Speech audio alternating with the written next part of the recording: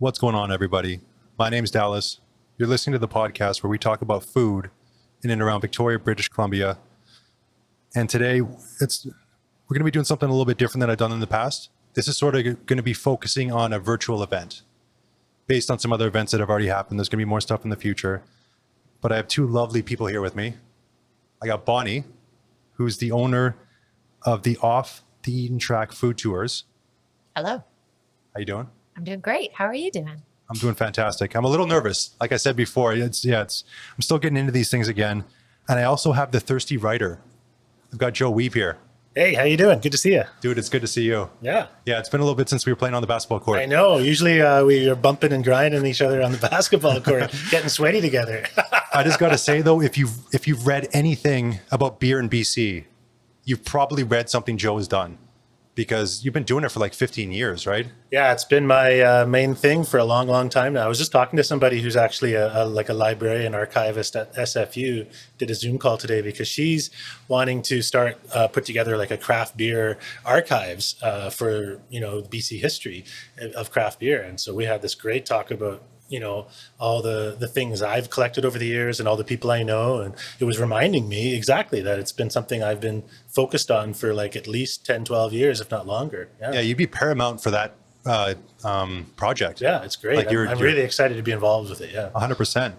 So the event itself, this is the Beer and Cookies online tasting event. It's happening on December 4th, a Saturday night. If you have nothing going on that night, you're probably going to want to check this out. So for anyone that hasn't seen this event and seen what it's about, how would you describe that? Well, I would describe it as a way to try new things, new food, new beer perhaps, and get a chance to hang out with Joe and I, albeit virtually, and have an interactive, fun, laid back, casual, informative, fun event where essentially you can do it in your pajamas at home and just get into it. We love it when people tell us what they think, if they liked our tasting, if they didn't, what they liked about it. They're obviously going to learn a little something. As you just mentioned, Joe has an insane wealth of knowledge when it comes to craft beer. So we get to hear what Joe has to say about the beer and why we picked it. And then my, of course, background is in food. So I will then chit chat about the food that's being tasted. And of course, this upcoming event has to do with cookies. So, I mean, you're basically gonna eat cookies and drink beer with Joe and I, which is super fun. Yeah, and beer and cookies. I mean, it sounds like a crazy combination, right? I mean, who would naturally gravitate towards pairing beer and cookies? But we've been doing a series of these events together over the last year and a bit, I guess. And we've always had like a dessert course as part of it. Usually we have sort of a little sort of appetizer type thing, and then a couple of more main dishes, and then we finish off with some sort of dessert. And those pairings have often been the most exciting and most successful ones of the evenings based on the feedback we get from the people involved. Now, I should point out, they are the final pairing of the evening, so people have consumed a little bit of alcohol by then. So those final pairings are always exciting for that reason. But still, it's like the concept of dessert pairings with beer is such a fresh and original thing in most people's minds, mine included. Like, this is something that's been blowing my mind over the last couple of years too, that it's really a lot of fun. So the fact that we're doing a whole event that is essentially all dessert pairings is really exciting. I'm really stoked about that. Yeah, who doesn't love dessert? Mm-hmm. Exactly. Right? Like I personally have never combined beer with like a dessert, I think. I've always had sort of beer at the start, and then it's like, okay, I've had that, now it's done. It's like I had this with the main course. So this is interesting to me. Yeah, I absolutely think people are very comfortable. Like wine and chocolate is like hand in hand. People are so comfortable with that pairing. And I even just food and beer pairing in general. I mean, I did my WSET 3 and I've worked in the industry, and I just don't think people understand just how complex beer can be and how it really does affect food and how you taste food, exactly as if you were having it with wine. That is just very common knowledge. Yeah, wine and food, it changes the taste of the food and it changes the taste of the wine. It's the same way with beer, and beer now especially is so complex and different, and we're subject now to all these different styles of beer. So I think just educating people, but I think as more and more people see that having something sweet with a beer isn't quite as crazy as maybe some people think it is. And of course, coming up to the holiday season, having cookies around, which you're probably gonna, it's nice to know that you can pair it with something sophisticated and really yummy, and it be just enjoyable and really fun. Yeah, and the breweries around Christmas time love to put out lots of unusual beers using a lot of the holiday Christmas type flavors. A lot of the flavors that you'll find in cookies and desserts at Christmas time. So it's a natural leap, for me to try to match some of those up. There's so many ways you can approach it, and it's kind of cool to see some of those flavors coming through, in the cookie, and then a different take on it in the beer, and seeing how the two kind of merge and mesh and do their thing together. What's the most unique one you've seen around the holidays as far as beer goes? Oh my God, there's so many. I mean, what's the first one that pops into your head? Like something like a peppermint sort of thing, like a candy cane sort of thing. That's what I was thinking. Yeah. Those are, because I don't necessarily like that flavor that much. I don't go for candy canes that much personally in general, but then putting it in a beer as well, it's kind of ruins the beer in my opinion. But the ones that I like are the ones that have kind of those like I don't know, like I love hazelnut, so there's a lot of hazelnut flavors that I've noticed coming through, and that some breweries use in their beers around Christmas time, because it's a desserty type flavor. So those ones I think are the ones that really grab my attention the most. So then if you had like a dessert, like a cookie or whatever that has like a hazelnut flavor, would you pair a beer that has a hazelnut flavor as well with it, or would you want a different flavor to pair with it? Well, you can do that, and that works sometimes, but sometimes it's too much of a good thing. That's what I'm wondering. I guess it's, so. Yeah, it's sometimes subjective. You want to look for complementary things. You might go for something else. You might go for maybe if there's not a lot of chocolate in the dessert, maybe go for a chocolate infused beer, or you match up a berry that might be nice, like a beer with a berry flavor that might be nice with that. Sometimes it's texture as well. If you've got a really rich food, like we've got some shortbread ahead of us, it's nice to pair it with like wine. You want it with something kind of light, or something that has a bit more acidity to it that can rip through a bit of a heavier texture. Or maybe it's a heavy beer and you want to have a texture with it that's a bit of a lighter dish. So I do think there's the complementary aspect to it. There's the contrasting aspect to it. And then I think sometimes it's a textural thing. And then sometimes it's just a wild card where we're like, let's see what happens when we do this.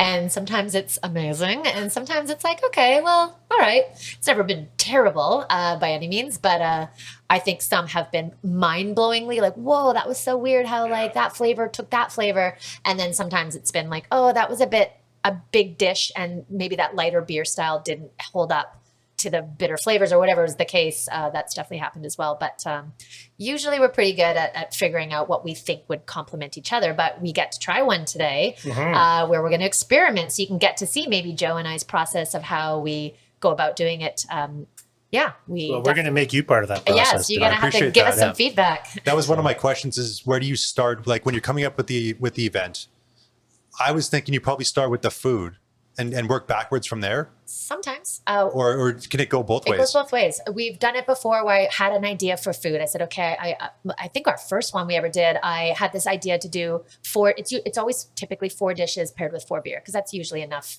for an hour. It's a lot to get through.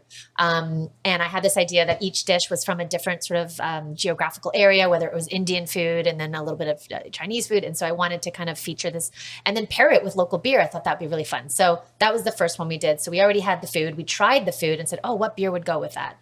Then we've done it where Joe was like, okay, I want to try these unique beers. What could we pair it for food wise? And then I was like, okay, well, let's try the beer. Okay, that's the note. Maybe this dish would go well. So we've definitely done it both ways. This one's a bit sort of going at the same time. It's a little bit like, okay, what holiday beers are coming out? Cool. Okay, we definitely want to try that one. What cookie could pair with that? Okay. And then I was also like, well, I have this cookie that I definitely want to try. I mean, shortbread to me is, you can't have the holiday season without a shortbread. So I was a bit adamant of like, okay, well, I'm going to throw in a shortbread. What beer do you think would go well with that? So this one is a little more hand in hand, whereas sometimes they've definitely been food first, then pair of beer, and then sometimes it's been beer, pair of food. Yeah, and then like I got an email from a brewery that was sending out, announcing a new release coming out soon, and it was like a tiramisu, imperial stout, and I just right away I texted Bonnie and said, we have to include this beer because it's absolutely perfect. We'll find a way to make it match with a cookie because it's just like the ideal beer for our event, right? So yeah, when something's that good and it stands out, like you have to include it. Yeah, it's like non-negotiable. Exactly. Yeah. So that's kind of cool. If you're able to work like 2 or 3 of those into an event, then it's like they're all just going to be bangers. Like they're going to be absolutely amazing. Exactly. And Totally. so this event here, it's 4 beers and 8 cookies. Yeah, give or take. It's 4 different bakeries. So we've partnered with 4 bakeries, and we've got the bakeries in front of us here. Some of the cookies you're getting like they're littler, so you get about 5. Some of them they're bigger, you'll get about 2. I mean, it's a pretty substantial amount of cookie, and then you'll get 4 beers to pair with it. And we have the option that because it's kind of a weird, well, it's not that weird, but it's definitely enough beer for one person. In fact, it might be a little bit too much beer for one person, but the food wise, you're pretty satiated as one person. And then if you split the food. So long story short, we've added the option that you can just add an extra food sample. So you can just add some extra cookies, because we usually find that it is 2 people doing the event together, whether that's roommates or a couple, whatever, what have you. So they're sharing the beer, and that's perfect because you have an hour to sit down with us and drink a beer. But they want a little extra food. So there is that option. You can add more cookies if you want to, which is great. So the ticket itself includes those 4 beers with 4 paired cookies, but you can add a little sneaky extra cookie if you don't want to share your cookies. That'd be me. Yeah, I'm totally. sorry, everybody that's with me when I'm eating cookies, you're not getting any. Yeah, fair enough. Yeah. Well, and Bonnie's talking about how 4 beers might be too much for some people, and it's not too much for me. I'd be surprised if you said it was. Yeah, exactly. It's not too much for me either, but there's some out there that find 4 beers a little traumatic. Yeah. I do these tastings too without any food, just beer tastings through Vessel Liquor once a month, and we've been doing them all virtually, and that's the same kind of idea. Sometimes quite often it's a couple sharing the beers because they're tall cans, and especially if we're going through one every 10-15 minutes, sometimes that's a bit fast for people to finish the whole can off. I always tell them at the start, like, don't finish the can if you're on your own. Just put it aside. We'll move on to the next beer. You can finish it off after the seminar, but most of the time they're just guzzling them down because they want to at the end of the course or whatever. And then afterwards, I've been talking the whole time, so I've barely tasted them, so I have to finish off. After we're done, I'm like, I go and watch Netflix and finish off my beers, right?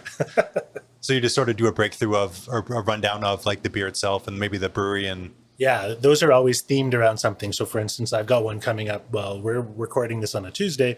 Coming up on Thursday is my dark beers seminar. So this is, because we're in the dark season now and just had the time change, and it just feels so dark all the time. So I thought it was appropriate to explore dark beers.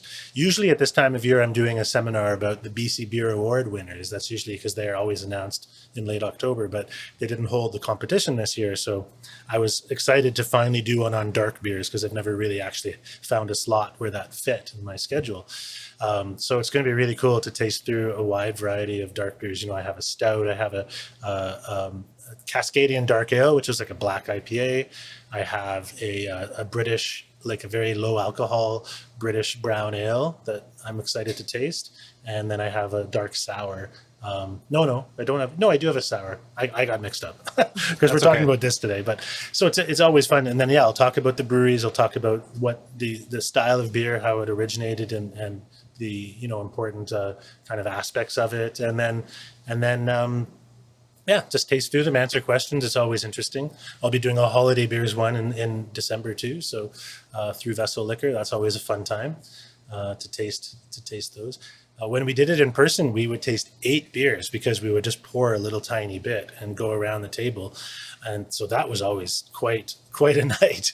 But when we switched to going virtual, they had to buy a whole can. So we downscaled it to 4 beers. And I think actually it's a lot more manageable for your palate too, to only have to do that. 100%. And I do like these events a lot because it gives you an opportunity to try a whole bunch of different things. So like you mentioned here, 4 bakeries, right?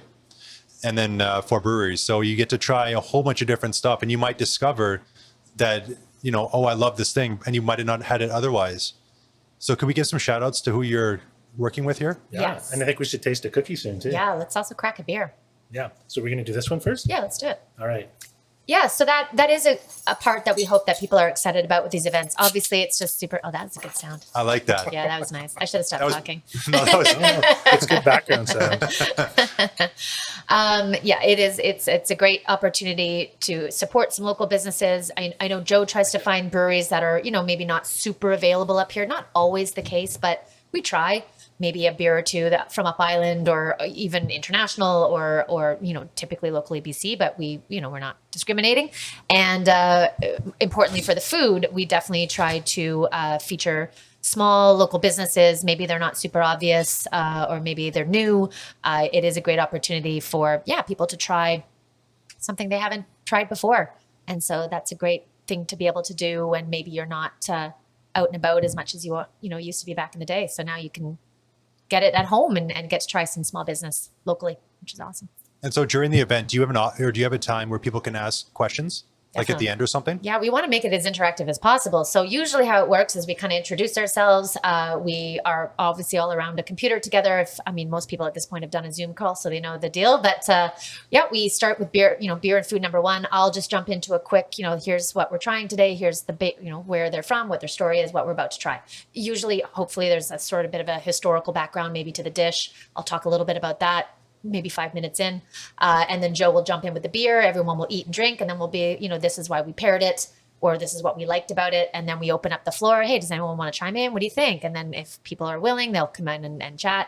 And then we move on. So shockingly, it does go fairly fast. An hour seems like a long time to sit, eat and drink. But honestly, it does go pretty quickly through the room. And then at the end, we usually just end up sort of talking around the table and the virtual table and letting people, hey, if you have any questions about the beer, do you have any questions about the food? Let's just chat. And then we end up usually spending a few more minutes at the end there, just wrapping it up. And there it is. That's the event. So we also usually ask people to vote for their favorite beer, in this case, favorite cookie and the favorite pairing. And that's always fun because people get really into that and like to talk about why they liked it. And then, it's like shocking to see the results. And it's always, it's quite a lot of fun. Yeah. Was there a pairing you were trying to get to go in this event that just didn't work? Or did you guys do you feel like everything you were trying to go for? We are still somewhat coming up with the pairings because some of the holiday beers, we kind of know what they're going to be, but we don't exactly know what they're going to be. Okay. So we have one of them, like we know the food nailed down and we have an idea of the beer. So I think we have two nailed. Yeah. And then we have one that we want to try today and get your opinion on that we think will work, but we wanted to, taste it first. And then there's one more we're still working on. Yeah. That's the best way to put it, I think. But we'll definitely find something good. Like I'm talking to the breweries right now through the BCL Trail about all their holiday releases because we're going to have a series of blog posts, towards the end of November, start of December about beers and holiday events and things like that. So I'm just getting all that info kind of coming into my inbox right now. So, yeah. So this event's going to be kind of on the cutting edge. It is. It's going to be like the freshest, most exciting beers available. You can actually prepare for like the holiday season. Yeah. This is the perfect way. Exactly. Because you got all the inside scoop. So you're going to be pointing people in the right direction. Totally. Yeah. And hopefully I chose some cookies that you probably are going to make at home, or maybe your family's going to make them, or they're just a staple. Like my family always makes shortbread. So that's, to me, I'm definitely going to have some shortbread. So I wanted to maybe pick some cookies that you're definitely going to have on your table. And then now you'd be like, hey, now I know what kind of beer I can drink with that. I did this pairing and now I know that if I bring this beer, I can be like, hey, we're going to eat those cookies. Let's crack this beer. Instead of cracking a wine, maybe crack a beer. What about gingerbread man? Well, Is that on the menu? Oh, it's on the menu. We are trying it today. So the experiment that we want you to help us with is with the gingerbread cookie. So the cookie that we're using is from a company called Heartfelt Cookie Company, which is a fairly newish company. And she doesn't actually have a store. She doesn't have a storefront. She's not brick and mortar. So she does all of her stuff delivery styles. And she makes great cookies. She also has a really great community kind of slant. She donates a lot of her profits to a local charity. So she's just great that way. And her ginger is a little bit different because it's a little spicy. So I actually haven't even tried this cookie yet. I knew I wanted a gingerbread cookie and I reached out to this company and she said, hey, I make this really awesome spiced ginger cookie. How about that? And I was like, perfect. So we're going to try that today and we're going to try it with a ginger beer. And there's that kind of, a beer and a cookie that have that same quality that we're going to see if maybe the ginger beer will bring out the ginger cookie. But we want to start with this other beer and cookie. The cookie itself is from another great little place here called Deer and Dough Bakery. If you're familiar with them, she operates out of James Bay, but hot tip, she's taking over the old bakery that was in Fairfield.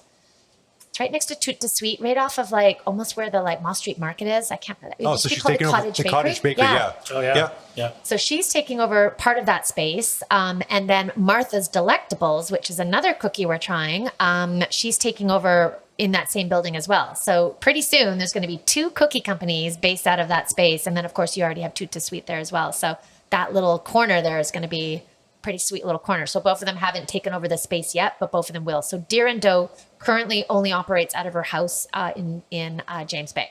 So we're going to try, and let's just dive right into it. We might as well. This cookie here, yeah, go ahead and pass them around. It's a biscotti, which is of course an Italian cookie, and it's got cherries in it.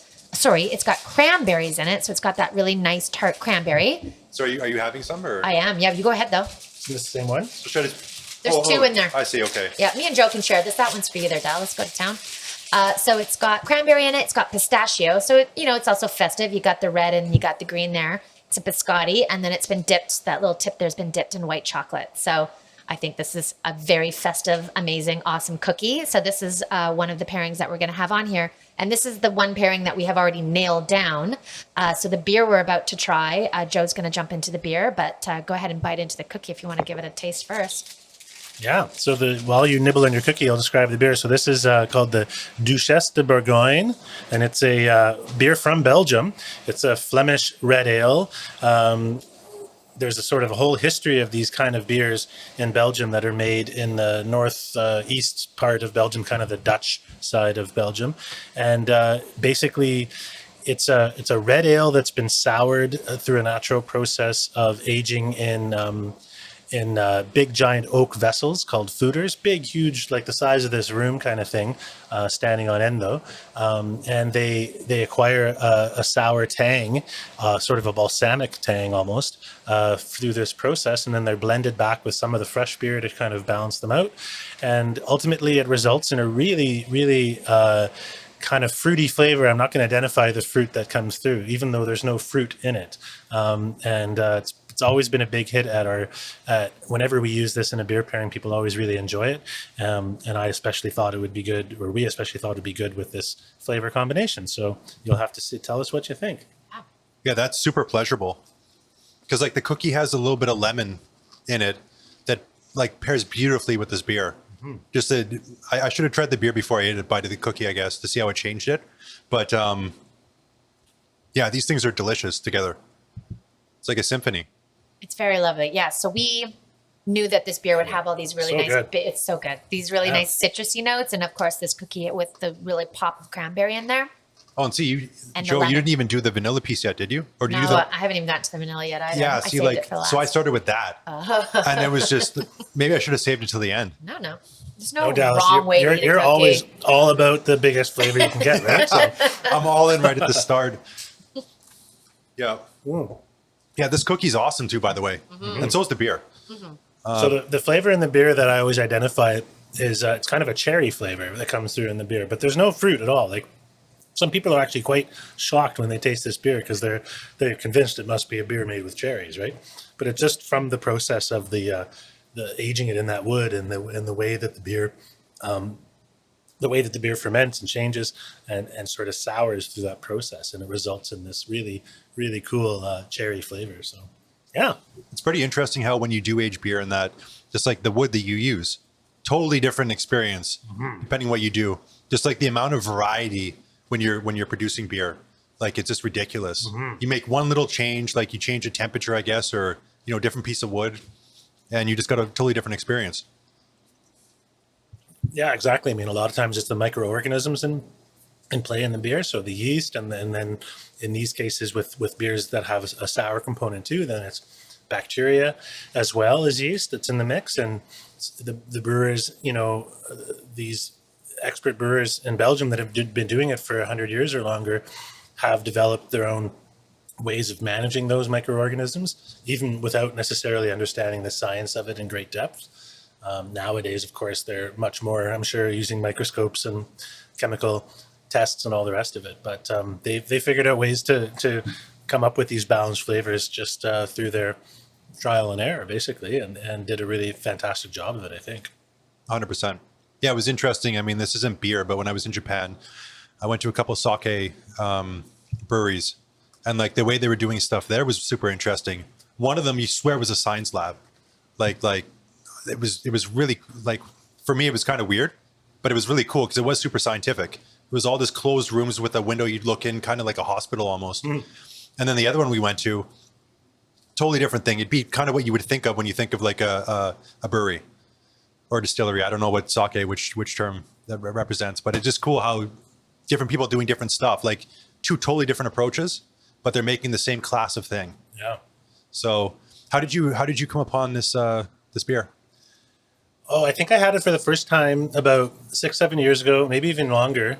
I think it might have been before I moved over from Vancouver. So yeah, it might have been before then. So 2012 or 2011 at a Belgian beer showcase event at Vancouver Craft Beer Week, which was held at Beer Craft, the restaurant, the Belgian restaurant in Vancouver. And, I tasted a whole bunch of Belgian beers there that I'd never had before. And I remember this one really stood out. I remember the logo because it's got this, beautiful kind of Flemish, I assume it's a real painting of this Duchess De Bergoyne. And if you've read, I've Googled her history, and apparently she was quite a famous and prominent young duchess who was highly sought after, by many suitors, and then unfortunately died quite young in a ride riding a horse. She had an accident and died when she was probably like 25 or something. Oh, so this is, they named this beer after her. But and a few other breweries make beers like this Flemish red ale style.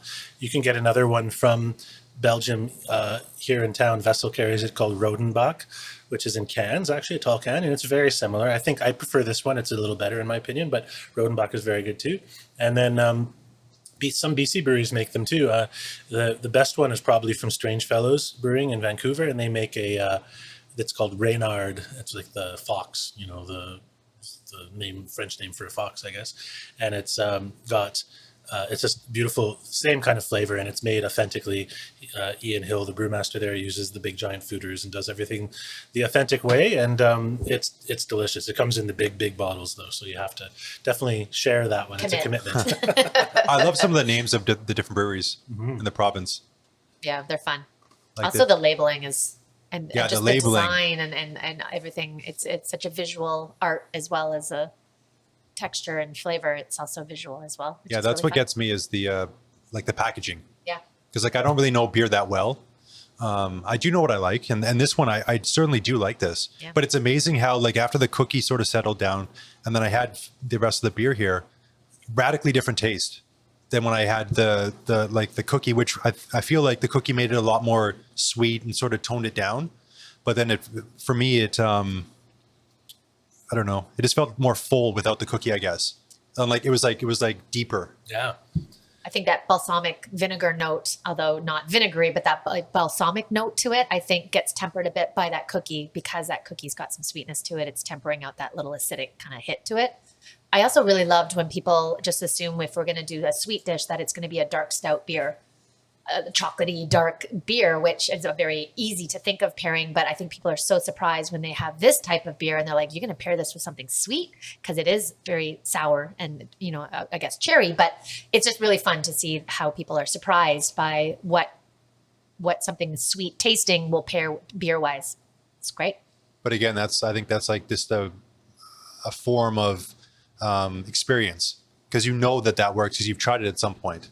So, like that. And I run into some stuff like that where people tell me a pairing of something, some food, and I'm like, what are you talking about?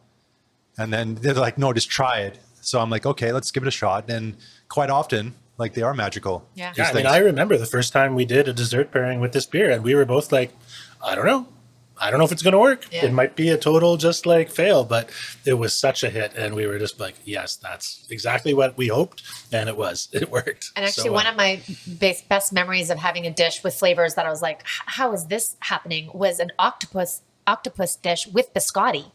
And I was like, what? Seafood in a cookie? Like, if you lost your damn mind. And it had like a romesco sauce. And I was like, this is too many flavors. It was in Vancouver at this great restaurant called Pigeon. I still remember that dish. And the biscotti, I probably obviously didn't have like cranberries and a bunch of sugar in it, but the texture of it crumbled into it with a little bit of sweetness. It was still one of my favorite dishes I've ever tried. And now every time I think of biscotti, I'm like, pair it with some octopus and you'll be surprised. Yeah, it's great. So I've, biscotti, sometimes I'm like, oh, it's that thing that's been sitting next to the till at a coffee shop for 9 years, and I'm not diving into an old crusty cookie. But when it's made fresh and well, a biscotti can be a delight. I was even be tempted to dip this cookie into this beer. Yeah, you should. I might. That might be my next bite. I already did the whole pairing. It was so good. So you should do that for sure. I'm doing it. It's happening. It is amazing too when people do stuff like that. Like one time at Nowhere, I had a spot prawn ceviche on a macaron, and it was a very fantastic. Oh, we got a photo op going on here. Guys. There we go. Nice. Dipping the cookie in the beer. Love it. My British friend would be happy because they dip everything, and I'm like, it's a soggy cookie, but this actually is working very well. So they do the chocolate in the ice cream, right? In the UK, is that right? They do it somewhere where you get like an ice cream, but then there's I think like a flake chocolate bar or something where they'll stick the flake chocolate bar in the ice cream. I've never heard of this, but when I went to Australia, they take Tim Tams and they like soak them in tea, and then the Tim Tam basically melts, and you almost drink it through a straw. Either way, soggy cookies are all the rage in some places, but for me, I'm like, but this is I'm going to suggest this on December 4th. Definitely. That you dip your cookie. And there were some nuts in that I got in my last pistachio. bite, right? Yeah, so that was neat because I didn't notice them until my last bite, and then I must have had a big chunk of pistachio, and it was kind of a really cool flavor combination. I was really enjoying there. So the other thing about the beer and the cookie is that the acidity and the carbonation also does a thing. They work together. They kind of help cleanse your palate and clean your tongue off as you're drinking them. So it really does this nice job of kind of giving you a fresh start on your next bite, and really kind of this complete sensation, right, when you finish that off. So opposed to wine, which tends to coat your mouth, and then particularly if you're doing a red wine tasting, it's a little harder to kind of then move on from that because now you've got this heavy coated red wine mouth. But yeah, with beer, because of the fizz, it is kind of ripping away at your tongue, kind of clearing it for the next one. So it's a little easier to do a multi-coursed pairing when you're drinking beer. Yeah, exactly. Built-in cleanser. Yeah. So for the soaking there, what do you think the threshold is of the optimal time to soak that cookie in that beer? Where it doesn't get you don't want it to fall apart if you you too long. This is going to require much experimentation. I might have to have more beer and cookie. But personally, I just like a quick dip. I like it to coat the cookie, but that the cookie still has a crunch. If you were to let it hang, again, in my opinion, you're going to get a soggy cookie. And even though some people love that, I do not. I want it to have a bit of bite. So with just that little coating, you're getting the flavor of the beer on that cookie, and I'm not mad at that. And the flavor of the cookie in the beer, it looks like. You got a couple of crumbs now. I like that I still have some left over and you guys don't, and you're longingly looking at me while I slowly continue to eat my cookie and beer. Yeah, there's a bit left. I have a tiny bit left in the bottle. I'm going to take it. I respect the still wanting a little bit of crunch though, because total side tangent for me. I still like Kraft Dinner. I like macaroni and cheese, but it has to be cooked almost al dente for me, where I don't want it soggy and just mushy. It turns into it's complete nonsense to me. I think for some people, Kraft Dinner is nonsense regardless. But I enjoy it when it's a little bit, there's something there, some structure. Yeah. I like your honesty, that you're willing to admit to eating Kraft Dinner when you're a food blogger or a food podcaster. Gotta say, all the secrets are out. Something that blew my mind is that I got the packet of butter chicken seasoning. Kraft Dinner or Kraft, they put out 6 different flavors. Okay. And I got 3 of them, and I tried the butter chicken one, and to me, it kicked it up 100x my enjoyment.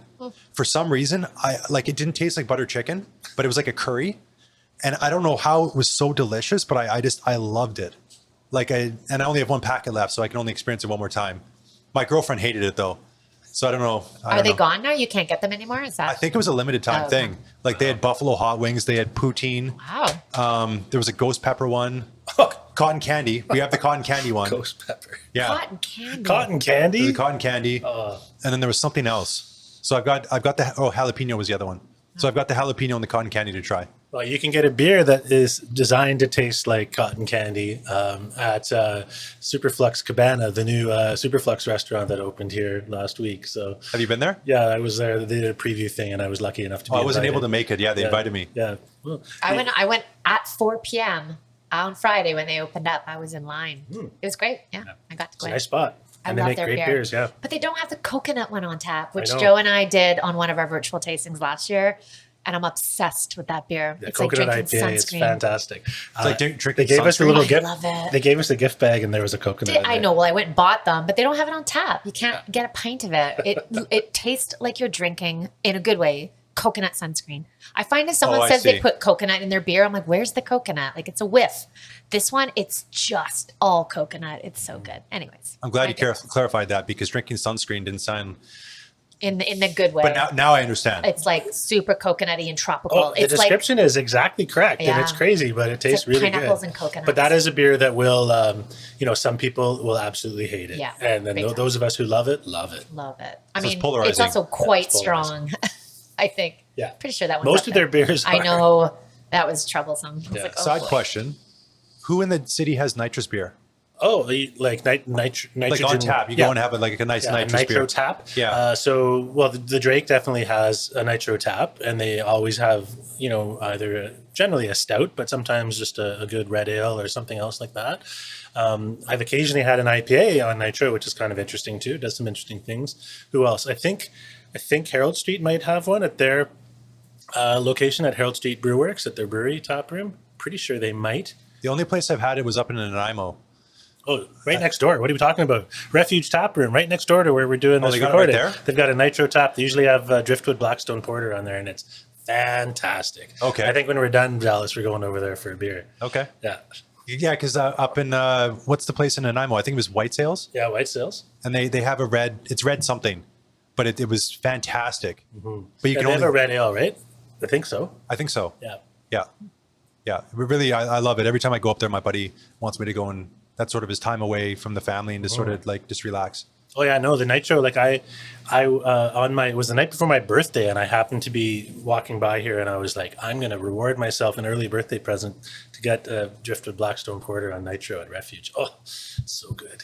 That's awesome. Yeah. And Driftwood, they just opened up a new spot, right? Yes, they did. So Driftwood Brewery moved over to a new location in Esquimalt earlier this year, but they didn't have their tap room open, but they just opened it.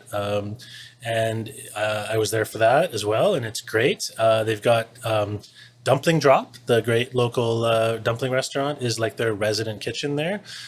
Really? Yeah. I didn't realize that. Shout out yeah. to Tarn. Yeah, it's really good. I did an episode with Our her. second location is there. Again, adding some food component to beer. Is That's such- perfect. And then That they have their beers on tap, but they also had like a unique beer that they haven't packaged yet, or anywhere else, a sati, a Finnish sati.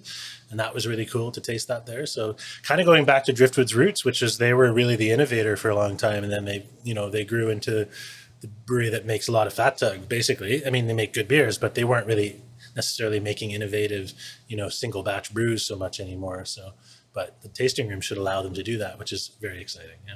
100%. That's awesome. Yeah, I had no idea about Dumpling Drop being there. That's going to present for some pretty cool pairings, I think.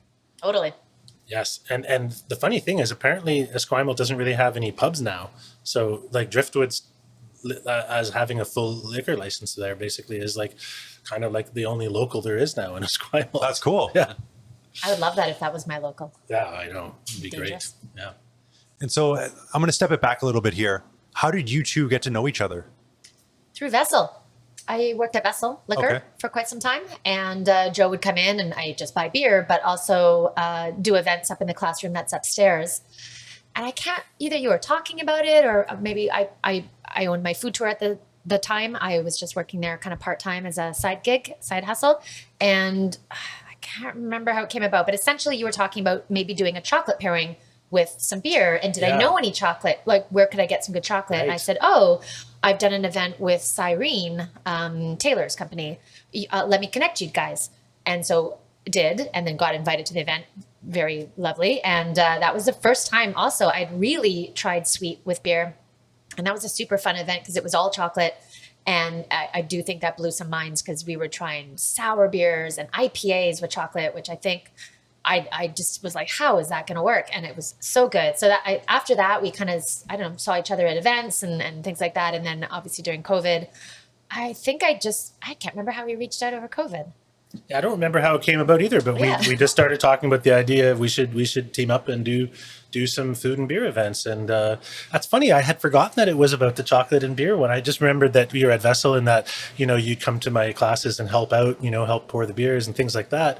I forgot that it was specifically, you're right, it totally was that. And that's cool because that obviously comes right back around to this cookie and beer thing now, the chocolate and beer pairings. Because Taylor and I were always like, this is crazy that this works so well. Let's try something even crazier next year. Like, let's try a really strong IPA with this one, or let's try a sour beer with this, or whatever, right? And Yeah, I think that really opened all of our eyes to like, wow, there's a lot of unlocked potential here for things that we had no idea. If you paired them together, they just taste so good and different. And that for sure was a turning point for me. I actually still have that sheet of paper with all my notes on it, because I was just so like, this is so good, like circling like this IPA and this dark chocolate, and his chocolate is just so incredible. And it was a big, awesome event that really changed my mind. And I don't actually remember how it happened over COVID. I think we ran into each other one day and I was just floated the idea of a virtual tasting, because actually quite a bit of food tour companies globally who I follow were pivoting, because in all honesty, running a food tour company over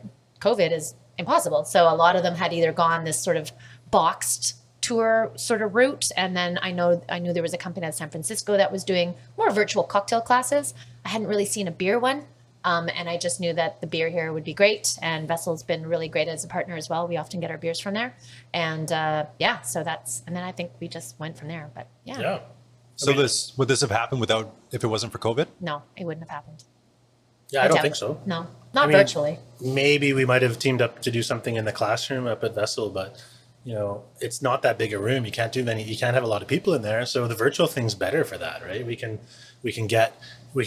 we've had have we had more than 30 sometimes? We've had between 20 and 30. Rarely people. over 30. Yeah. It's usually pretty intimate.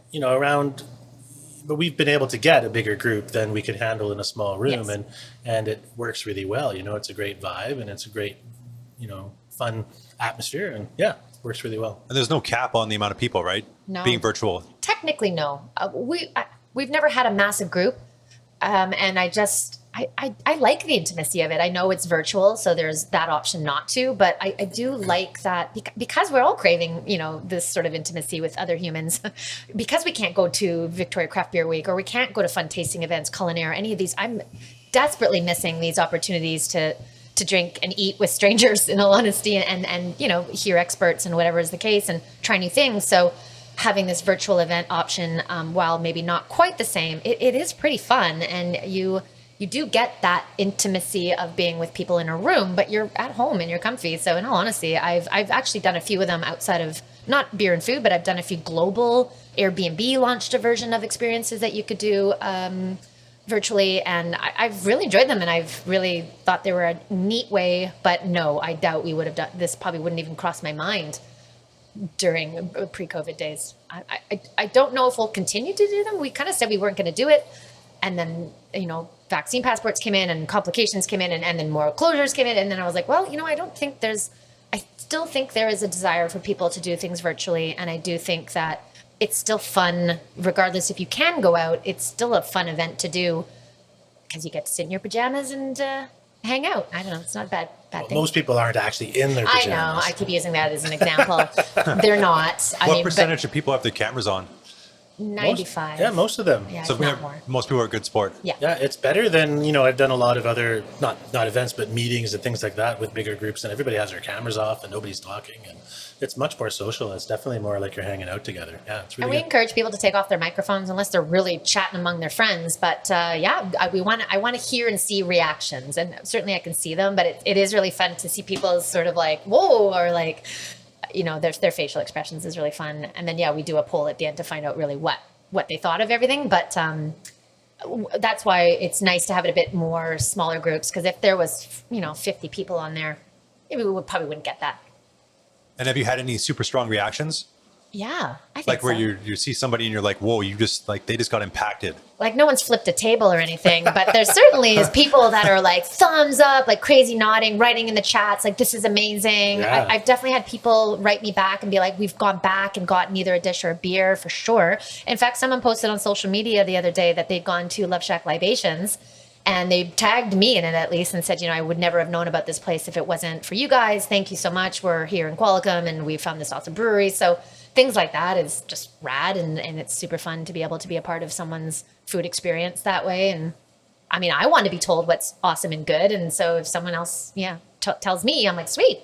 So I'll share the love for sure. Yeah, I'm always struck. There almost always seems to be someone who says something like, I never drink IPAs, but this IPA you gave me, it's opened my eyes. Or, I don't like sour beer, but this sour beer, holy cow, it's amazing, and I have that happen at my beer tastings all the time, and even more so with the food, because you get these amazing flavor combinations. But I think it's just people don't necessarily go out of their comfort zones, and then you try an event like this, and you try something you wouldn't have tried normally, and it's like, it just opens your mind, and it's really exciting. People get really excited about it. Yeah. Well, when you can change somebody's mind about something, because I think like you're saying, like for me, I love sours, but I could see the range of sours, it's a huge range, right? So if you just write that whole thing off, you probably are going to write something off that you would have liked. Yeah. So that's why I think it's cool that you can come in with your expertise and be like, this is a really good one. And just be like, here, try it. Mm-hmm. And for food, I think, again, I really do try to find hole in the wall places or like places that have zero social media or places that just are not on people's maybe thoughts, and not that I'm going to shed the light, but it is a fun way to show people the culinary scene here that isn't the obvious one. And there is a ton of that here. There's a lot of, where we are right now at Jonathan's place at Bull & Sons, a lot of people do know about him, but there's still a big, he's barely on social media. You got to come in here to see it. And when people do, they're like, I had no idea this was here. And it's just something you can put in your back pocket and return to now that you know of. And, half the battle is you walk by these doors constantly and you're like, I don't know if I want to go in there, or I don't know if it's any good. I don't want to waste my hard-earned money on something that I won't like. I'm the same way. You get in a food rut and you're comfortable with the places that you go to. So an event like this, having someone do the hard work for you, it's nice to be able to try something new that, you now can be like, sweet, I know where that is. I know his story. I know what they do. I'm going to go in. I've tried this and I know I like it. I'm going to dive in. So that's always fun too. So definitely with beer, it's so fun to be opened your eyes to new styles of beer. And it's also really fun to find new foodie places that you can go and visit again. 100%. And that's what I'm all about, is pointing the sort of the light on spots you might not think of. Like when you're talking about that, I'm thinking about Fresco One World Cafe down on Yates Street there. Like the Cubano sandwich is ridiculous. It's like it's my favorite, or it's my personal favorite sandwich in the city, is that one. But walking by, I would never go into there if I didn't know. Yeah, for sure. But it's like it's putting a spotlight, and I appreciate Jonathan allowing us to use this space tonight, because I've never been in here. Yeah. Yeah, I had no idea this was here. Exactly. And you can smell the charcuterie when you walk in. He's got a smoker out back. He's a 4th generation charcuterist. So his great grandfather was a charcuterist, and just going down the line. And this guy puts out incredible stuff. We actually use him quite a bit. We're obviously not using him this time around because the theme is cookies. Although I think he actually does make a cookie. Really? I think he bakes a cookie and he probably puts bacon, or I'm sure he uses some type of lard. It's like a salted chocolate chip cookie. Anyways, he's great. Yeah, highly recommend him. Bull & Sons on Fort Street, right next to, conveniently, Refuge Tap Room, which, because Refuge Tap Room doesn't have a kitchen, it's tiny, you get charcuterie from here when you go to that place. So it's this awesome collaboration between 2 small businesses that saw this great opportunity to work together. So yeah. Best thing, he makes them Scotch eggs. Yes. So you go over there and you have Scotch eggs that Jonathan made, and I always have them when I'm at Refuge, because they're fantastic and they're pretty hard to find. You don't see Scotch eggs on menus a lot. So yeah, no, I've only seen it at House of Botang. Mm-hmm. They had it. I think it was a feature or something. I've had it there, and I got it from Island Meat and Seafood, the butcher shop. Oh. Lloyd's daughter makes them. Oh. But yeah, it's not a thing you really see around here. But they're fantastic when you have a good one, especially with the beer.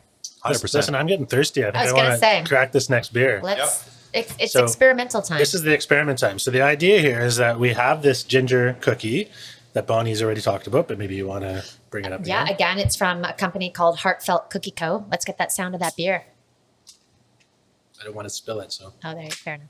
Little spill. Little spill. Jonathan won't mind. So we don't have clean glasses, but I think it'll be okay. It'll survive. It's a salty, sour goza.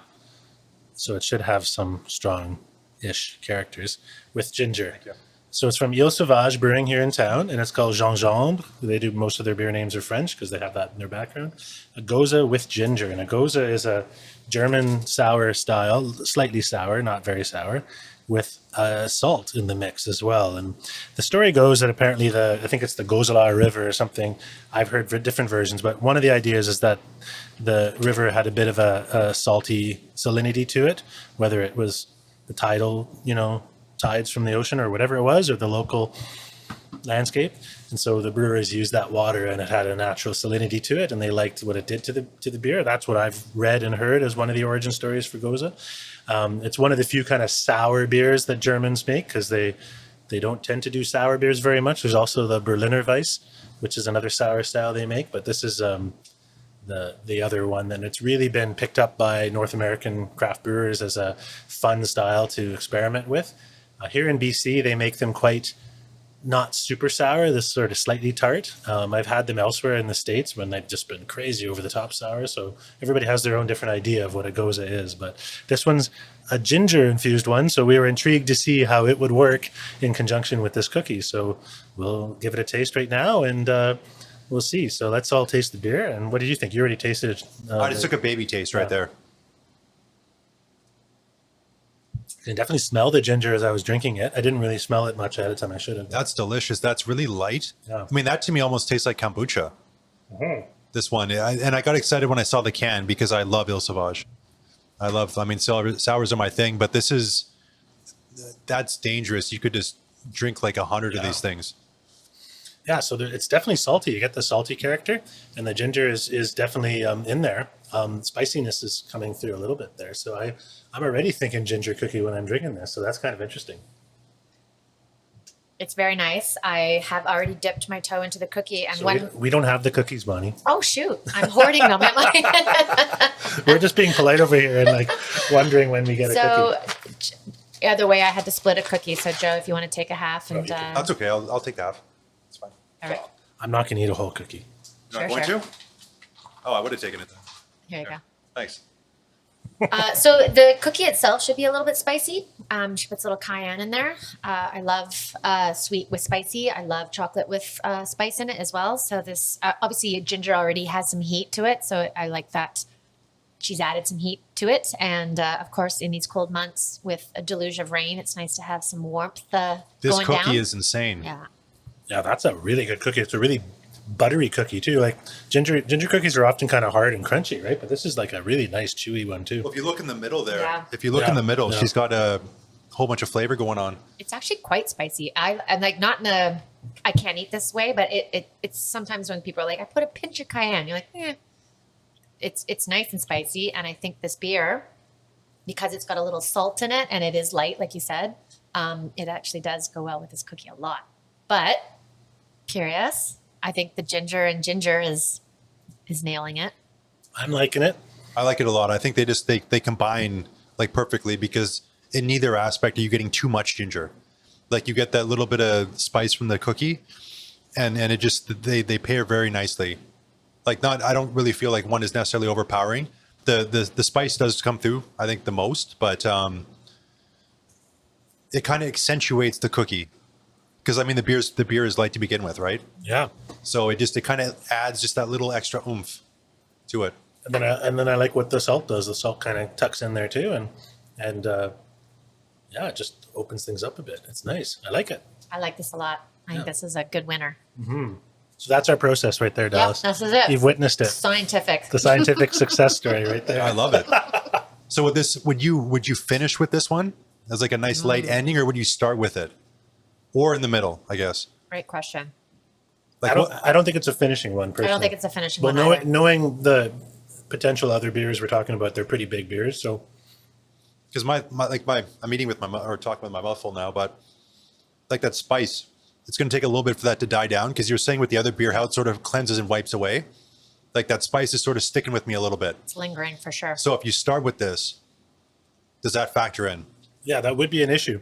To me, the saltiness and the carbonation and the acidity of this beer is doing a pretty good job of cleansing my palate. So we'll see. I mean, I'm only eating half a cookie, unlike you, so that might be part of Oh that. no, I actually haven't had enough of the beer yet. So That could be it too. I personally would put this in maybe in the middle. Yeah, we will look at the beer, and sometimes we look at sort of like wine, the percentage, and like where we're going with that beer journey. I mean, the cookies, there's no real wrong way to eat these cookies in order. I don't really think there's any good or bad order for a cookie, but for the beers, there might be a good or bad order. It will depend on what we finalize those last few beers, but sometimes it's just having fun too. I mean, in all honesty, sometimes we're like, I don't know, just eat and drink and be merry. This will likely be the lightest beer of the evening. It's Yeah. true, so it might be a good starter for that reason. Yeah. But I know what you're the spiciness is But then- is a It's there, concern. yeah. So for like sure. light beer, potentially strongest cookie. Like, so I don't know. Call. But again, Point. at the end of the day though, like I was saying earlier before we started, like, I don't know. You go with it, right? People have a good time no matter what. As long as you're not doing something like totally crazy that doesn't make sense, then it's just people have a good time. And I don't think it's a palate wrecker. I don't think it is. It's like mine is. I'm totally calm now after, half a cookie and half my beer or half my glass of beer. So I'm not too worried about it. Sometimes, you have those big hoppy IPAs that can just really, really nuke your palate. And then you don't want to start off with something like that. That's for sure. Both of these are delicious. Yeah. Like this each is really of these nice. individually, I could wreck a whole bunch of these, but then in the combination, yeah, forget about it. It's funny. Il Sauvage has another goza, their yuzu goza, which I love. And so I don't think I've ever tried this one because I think I've always been, when I think of their goza, I just go for that one. But this is great. I like this one too a lot. And I'm not like, I like ginger, but I like it savory. Like I love ginger, a lot of ginger in a curry. I love it. Throw that ginger in most things savory, but I actually don't love gingerbread. I would, of all the cookies, a ginger cookie would be the one I would probably turn down the most, but I'm actually really enjoying this. And I think it's because the beer is just pairing so nicely. And it's just spicy and refreshing, and it's not sickly sweet. Maybe I've just had too much sweet ginger. That's a good cookie though. I like that cookie a Yeah, lot. it is good. Yeah, whatever she's got going on in the middle Yeah, there. it's dense. It's like a different color. I'll have to Yeah, dive a it's- bit more into what she did here. There's a lot of structure in this cookie where the edge on the outside is more, it's a little bit crunchier, but in the middle you got whatever that layer is right there. It's almost like it's undercooked, but it's not. No, it's not. It's good, but it's doughy. Like it's almost wet dough. It's really good. So I'm actually stoked about these cookies because I've been meaning to try her stuff. All the ones you mentioned here, I've been meaning to try all of it and I haven't. So this is like exciting for me. And Joe, you mentioned yuzu, which is like one of my favorite things ever. Anytime I see any drink with yuzu in it, like I'm down, especially if it's going to be like a sour or something. Well, if you haven't tried theirs, it's No. fantastic. It was one of the first beers they made when they had first opened. I remember doing a guest spot on the radio. It was right before, I guess it was right before Victoria Beer Week. Otherwise, why would I have been on the radio? Because I did a spot on the Zone, 91.3 The Zone, and I remember we were in the with the DJs with Paul and Jenny, and I poured out the beers and I handed it to them, and I was talking, and then I took a sip in mid sentence, and I turned to them and I just went, "Holy!" and I almost swore live on the radio because it was just such a cool taste and such a unique taste, and I really liked it a lot. So that was totally authentic. Like I hadn't even tasted it before because they were a brand new brewery, right? I love the reaction. Yeah. It was Yeah, great. I had something at Il Sauvage once, and I forget what it was. I feel it was like a blackberry cinnamon, or it was something that didn't sound like it was going to be great, but it was like mind blowing. Like it was the one out of the little the flight that we did. It was the one that I thought was going to not make sense, and it ended up being the best one by far. So, yeah. Yeah, I mean, if you're a sour beer fan, you should be going there all the time. They make fantastic beers. I've said fantastic too many times. Can you I said edit that out? delicious. No, we're gonna leave it. I've said delicious like 10 times. I have to learn not to do that. But they make really good beers, and the brewmaster there, Stefan Turcott, he's what's called an advanced Cicerone. There's a Cicerone training program for beer people, and it's got several levels. But he's like one of the highest levels, and has to understand food pairing, especially, as a big part of that. So he really knows his stuff. I've done some food events with him too at the brewery, and he is just so smart, and what he comes up with, the combinations are amazing. So, but yeah, his beers, they're always, when you talk about it sounds like a beer that's not going to work, a combination that's not going to work. like I don't think I've ever gone wrong tasting one of his beers, right? We did his pumpkin sour on our Yes. last event. We did a fall one in October, our last virtual one. And again, I originally with Joe, I was like, let's do a fall one and call it everything but pumpkin spice. And let's like not put a pumpkin spice on there just to be different. And then sure enough, we're like, okay, well, let's put one pumpkin on there. And I was like, oh, great. But that was my favorite beer of the night. And it was so good. We tend to always throw at least one Il Sauvage in our tastings just because they are such You an can't go incredible wrong. beer. Yeah. They work so well with food pairings too. I mean, because he always has so many interesting flavors going on in his beers, and you can find something on the menu. Yeah, the pumpkin beer he makes, he doesn't want to make a pumpkin beer either. Said he would never make a pumpkin beer, except last year, one of the guys at the Drake wanted to do a collaboration beer with him, and proposed doing a pumpkin beer, and he was like, I don't think so, but let's make it a pumpkin sour, maybe we'll do that. And they just did a small batch, but it was a big hit, and so this year they actually did it as a proper release, and yeah, we included it in our autumn pairings, and it was really good. It was I almost said fantastic. It was a really good, really successful beer and really successful pairing. What did we pair it We with? paired Do you it with remember? the cake, the Black The Forest Black cake. Forest cake? Yeah. So that's how you finished off the evening? Yeah. Because the pumpkin, again, didn't really taste like pumpkin so much. It had more of almost like a cherry flavor in there too. So it has to do with the sour, right? The souring process. Yeah, it was really neat. Yeah, the sours, they're just my jam. So I would almost say it sounds like if you go there and you see something that sounds like it's going to be insane, like it won't work, that's the one to get. Yeah. I wouldn't disagree. I think you'd be really safe with that. But challenge yourself, and you'll be surprised how good it is. Yeah. So like with the last event, what were the different food items that you had when you were pairing? Because we wanted to have a bit of a Oktoberfest sort of fall-ish theme, we did a pretzel from the Brewery, which I'm using Marcus again. I like what he does, and he puts out some really cool stuff. I still haven't been to his new location. I need to stop by. Oh man, you do, because he's rad. Marcus is just a nice guy. He's super nice. Such a nice dude. I mean, if this is important to you, it's the only kosher bakery. No, go ahead. I've eaten a few of them. Okay. I didn't bring enough for myself, but it's because he gave me some to try, and I ate all of them. I was going to try and save one, and I didn't. And then I went back today. I was like, I need more. Mostly because I've never had this cookie before, and I'm going to pronounce it horribly. I apologize. We've already looked it up. Rugelach. It's a Jewish dessert that's often consumed during the holidays. So either way, Marcus is rad. We did his pretzel. He also makes an incredible bagel. Like, I'm a bit of a bagel nerd, and his are great. So I really like Marcus. We've used him a few times on our pairings. We also did some pierogies from Sult's, which were fabulous. We did from Jonathan. He did a German sausage for us and a really great cheese, like a raclette cheese, which was rad. And then lastly, we did the German cake, Black Forest cake from the Dutch bakery. Mm-hmm. So those were awesome. And then beer-wise, gosh, I should put my notes in front of me. What did we dive into? We definitely did the Il Sauvage pumpkin.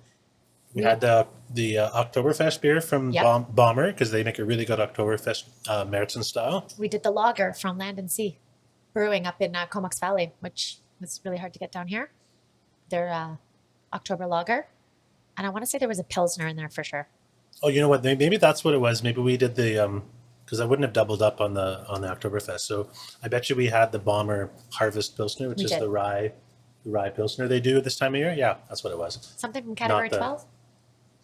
Yeah, the fresh hop. Yeah, that was it. Yeah. The fresh hop from Category 12 this year was really good. There's just too many beers out there. I know. Well, Joe and I were just on a panel about what we considered our top 20 Vancouver Island beers of all time. Yeah, that was with Joe, right? Yeah, Joe Perkins. Yeah. That was fun. Check. And we weren't allowed to double up. So if someone took your beer, you had to have a backup. So yeah, I've done a few of those episodes. Yeah, they're rad. There was one where I knew like something was going to get chosen. And I'm like, I have to choose one of these two things. And sure enough, I chose one, and I should have chose the other one. The one I chose, nobody would have taken. But I thought for sure it was going to go. And then I got wrecked.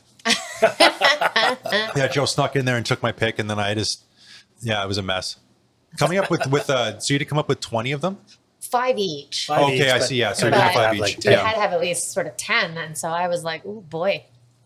Anyway, I Are mean, there- it's not that hard to pick that many beers from the island, but of all time, I felt a little pressure to like not pick something obscure or seasonal. Are there beers that you can't get in Victoria, like either on the island or in BC, that you would love to see in the city? Good call. Like, is there anything that really stands out that you're like, why is this not here? That's a tough question. I mean, there are some beers from smaller breweries, over on the mainland or even up island. Well, yeah, you just mentioned Land and Sea Brewing, for instance. So Land and Sea Brewing is a really good brewery up in Comox, big favorite of mine. And they don't distribute their beers; they're very small. So, I'd love to see their beers here in town more often, so I didn't have to drive up there. But luckily, Bonnie goes up there a lot because her parents live up there. So, she'll bring back beers from there sometimes, and we often try to include them in our beer and food tastings as well. I used to say this about Twin City and Port Alberni, but they do distribute their beers here now, so that's great. I'm trying to think outside BC. Is that what you asked? If it was outside of BC, or Just in like the mainland, or I mean, it could be outside BC. Yeah. Because like one thing that used to be really cool before COVID was the Far West Beer Fest. Did you ever go to that? yeah, over in Washington, right? Yeah, in Swim. Yeah, I went to that once. It was a lot of fun. Yeah, I mean, it's just so for people that haven't been to that, it was like $80 or $90 Canadian. You get the ferry down there. You take the Black Ball ferry. You get the bus ride to the casino where it is. You get money to the casino. You get beer tickets, and you come back the same day, and it's like $90. Yeah, it was a great day. I had a blast with some buddies, and I think one of my friends even made a bunch of money at the casino. So it was almost like like a free day, right? Yeah. Do they host like BC beers as well as Washington? No, beer? just Washington, and Oh, it was it's all just like Washington. I think there were 15 or 20 breweries there, and I knew like 2 of them, and so it was really cool. Yeah, it was nothing you can get here. To taste beers that you just don't know anything about. Is there so. some new breweries opening up, Joe, that don't yet leave? I know there's a bunch of new ones opening. Is there anything new that don't distribute at all? Oh, well, we just had one open up in Sydney called Beacon Brewing. Right. That is very small and doesn't distribute outside of the brewery. Very new, like just a couple weeks old. People should check them out. The beers are pretty, early days still, and I'm sure they'll improve as they grow. But a great vibe, a nice tasting room. There's supposed to be another brewery opening up in Ladysmith soon too. Which is great because Ladysmith seems like a spot just like Sydney that I should hope they pair it have with had a the- brewery a long time Pair ago. it with the cinnamon buns. Yeah. Oh man, those cinnamon buns. I finally had those last summer. Honestly, I'm not a cinnamon bun person, but seriously, those are good. Oh, I love cinnamon. Big They're lineup at the so front. good. It's like I just had the donuts in Sydney. I'd never been in that bakery, the Sydney bakery. Oh, the one that's like 100 and something years old. Yeah, I've never been in there, and I went in, and of course, like it was insanely We good. used We them worked last. with them, Yeah, we yeah. did. Last December, we did their Christmas cake in Oh, one really? of ours, and it was very good. In fact, did we pair that with this beer? Very likely. I thought Duchess? we usually do it with like a Black Forest cake. Was Yeah, that? maybe not. Yeah. Yeah. Either way, we did something from them. Yeah, their donuts are great. Yeah, the other great bakery is the one right up by Category 12 there. Tonoli's. Tonoli's, yeah. Oh, it's fantastic. Oh, I said it again. Everybody, every time I say fantastic, have a drink. Have a drink. I won't be able to drive home. That's one thing about my doing this and like the way I speak. I've learned things about myself through like watching the podcast because I'm not really thinking about what I'm saying, right? Just naturally what I would say. And it's always interesting to sort of see what am I doing when I'm not really aware of it? Yeah. Because the way we like perceive ourselves is different from how everybody else sees us, right? Mm-hmm. So that's one cool aspect of doing this to me. I was a tour guide before I started off the Eaton track with Rocky Mountaineer for many years, and they really invested in their guides. So they put us through public speaking training and quite extensive public speaking training. And yeah, they would record you, and you tend to want to fill space with ums and ahs and words, and to just have an empty space sitting there. I really realized that it's okay to just have an empty space. Anyways, regardless, let's move on to another. Oh, what did you guys think of the Regulac? Oh, it's very tasty. I've had that kind of cookie before, and I thought this was a great example of it. Still thinking about our beer pairings. We have to know. think about what to do with that. That I'm not going to try and pronounce it, but that was fantastic. I like the doughiness of it, and I think there was a little salt in there. Mm-hmm. That was very pleasant. And it's stuffed with like a hazelnut kind of Yeah. filling, hazelnut kind of chocolatey. So Yeah, that's probably why I like it so Yeah. much because I love hazelnut. Yeah, it's like nice and light, but I could definitely see that being like a holiday season type thing. Yeah. That's what it screams like to me. yeah. I would love to be laying in the snow, making a snow angel while eating one of those things. I don't know. I would also like to dip that in a hot chocolate. That would be good. Oh, 100%. Yeah. All right. Yeah, and then we have a shortbread, yeah, right? let's kill that last cookie. From Martha's, so a classic company here in town. Again, like I said earlier, she's moving into the space in Fairfield, which is fabulous, her and Jeff. And we are trying a specific flavor of hers. Originally, I was going to go OG and just do straight up shortbread because that typically is my favorite. But then she mentioned she had an orange brandy one. And I was like, well, I got to do that for the holidays. To me, that's a really cool flavor. So I can't have the holiday. I eat my weight in shortbread over the holidays. My mom makes like 9 different kinds, different types. So if you have 9 different kinds, what are some of these kinds? She makes some with like some of them like don't have a flour. They use not baking powder, the cornstarch. There's like a Scottish version of shortbread. There's the non-Scottish. There's a couple of different versions. Some are denser than others. Some are lighter. There's definitely different varietals of shortbread. I'm exaggerating slightly, but she'll make a plain. I often like a lavender one, like one infused with lavender.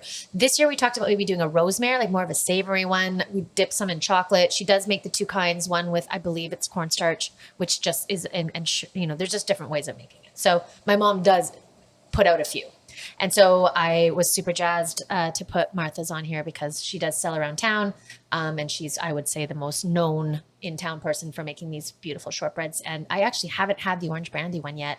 She gave me very generously many different flavors for me to try. And I definitely had the lemon and I had a maple maybe one, but this one I was saving for you guys. So let's dive on in. I think we know what beer we want to pair with this. Yummy cookie. Wow. When I opened...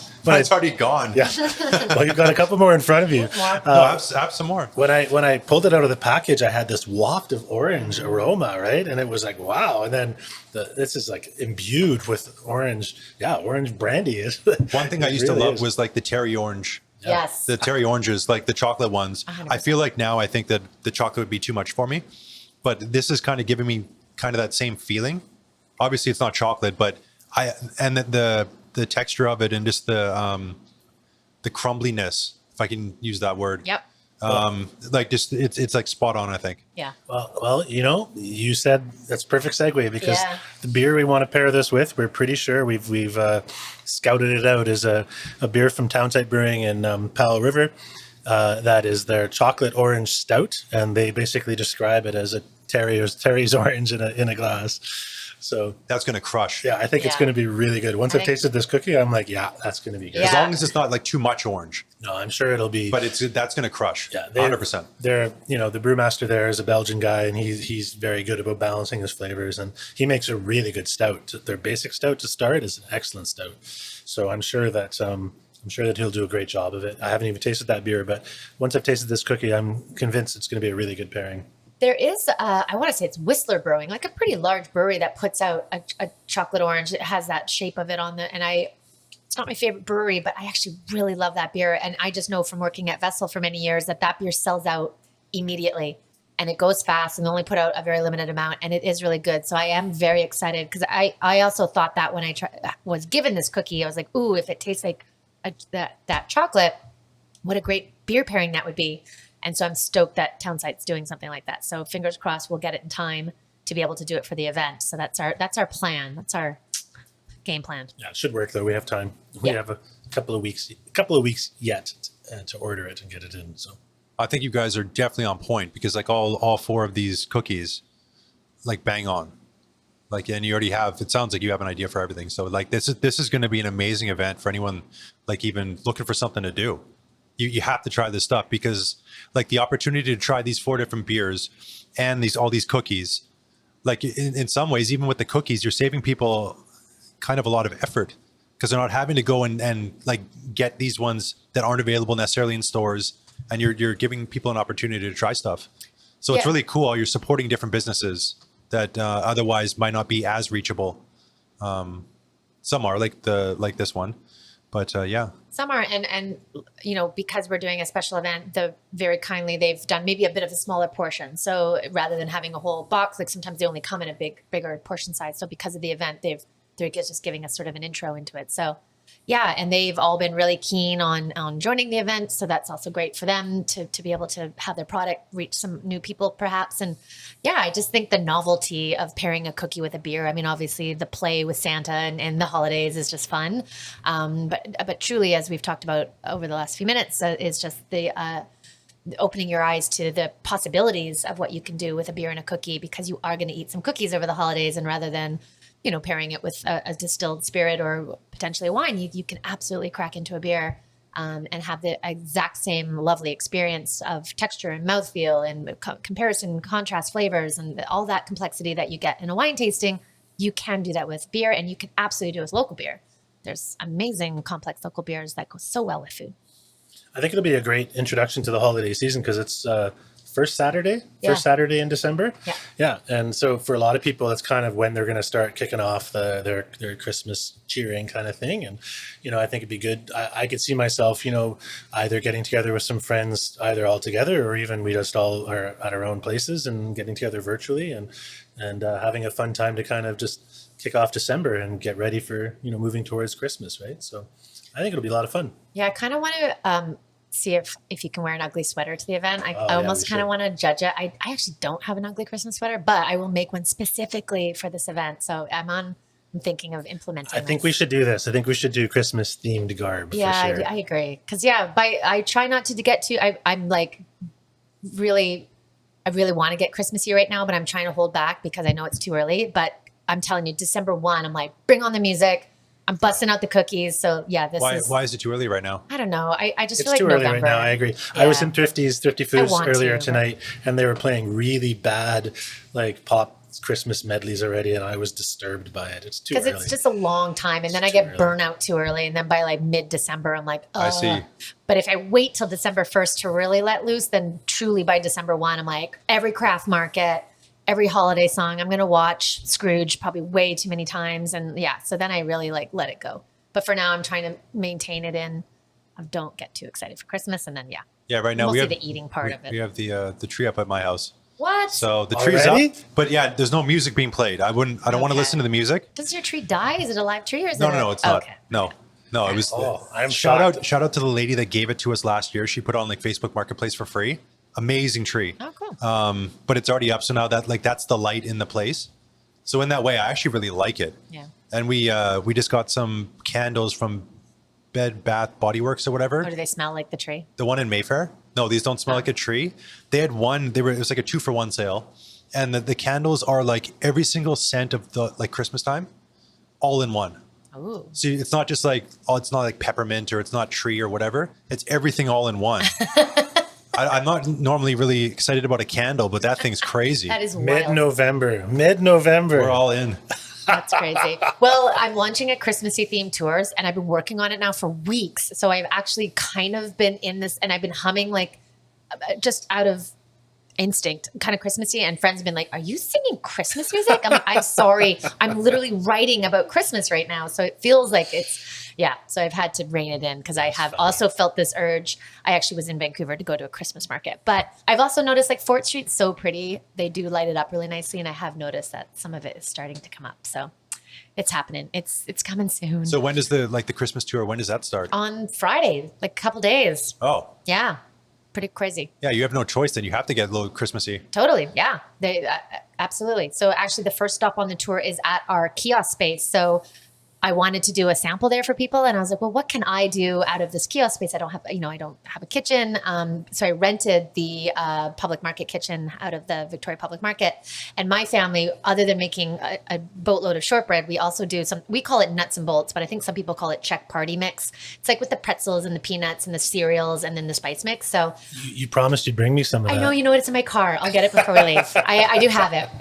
Anyway, so I rented that kitchen space to make this party Czech mix. It's been in my family for 70 years. I don't know. This party mix came out in the 30s. So, so they get a little bag of that when they start the tour. And then there's Christmassy themed, including here at Jonathan's place. They do a little bite of cheese here, which of course you got to eat an insane amount of cheese over the holidays as well. And actually, one of our pairing events was we do theme them. I lied. I was going to say we don't theme them, but was cheese and beer. That one was a good one too. Yeah, that was great. Yeah, That one would be fun. awesome. Yeah, Was that the first time we had that farmhouse cheddar from Comox? No, it was the second time. Oh, because that is an amazing cheese. It really is. I love that cheese. So when you're coming up with a tour, like how long does it take you to come up with like, I mean, obviously, I guess they're related sort of, there's a theme on some level, right?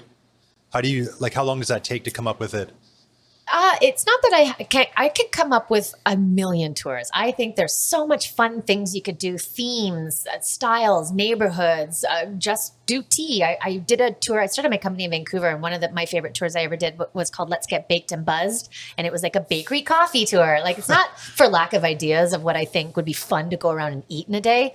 It's more so there's a lot of moving parts because I got to deal with all these, bunch of restaurants and bakeries and all these restaurants that then have to come on board, and what are they going to do, and what time are people going to come in? And of course, now with COVID, it's how can they come in? And so the moving parts of that are usually pretty tricky. But the beauty of owning a food tour company for 10 years is I know most of the restaurants in town now. I personally, and they're great, and they've always been really nice with me. And so I've established some great relationships. So I tend to lean towards a lot of these great small businesses that I've worked with many times and say, hey, I've got this crazy idea. What do you think?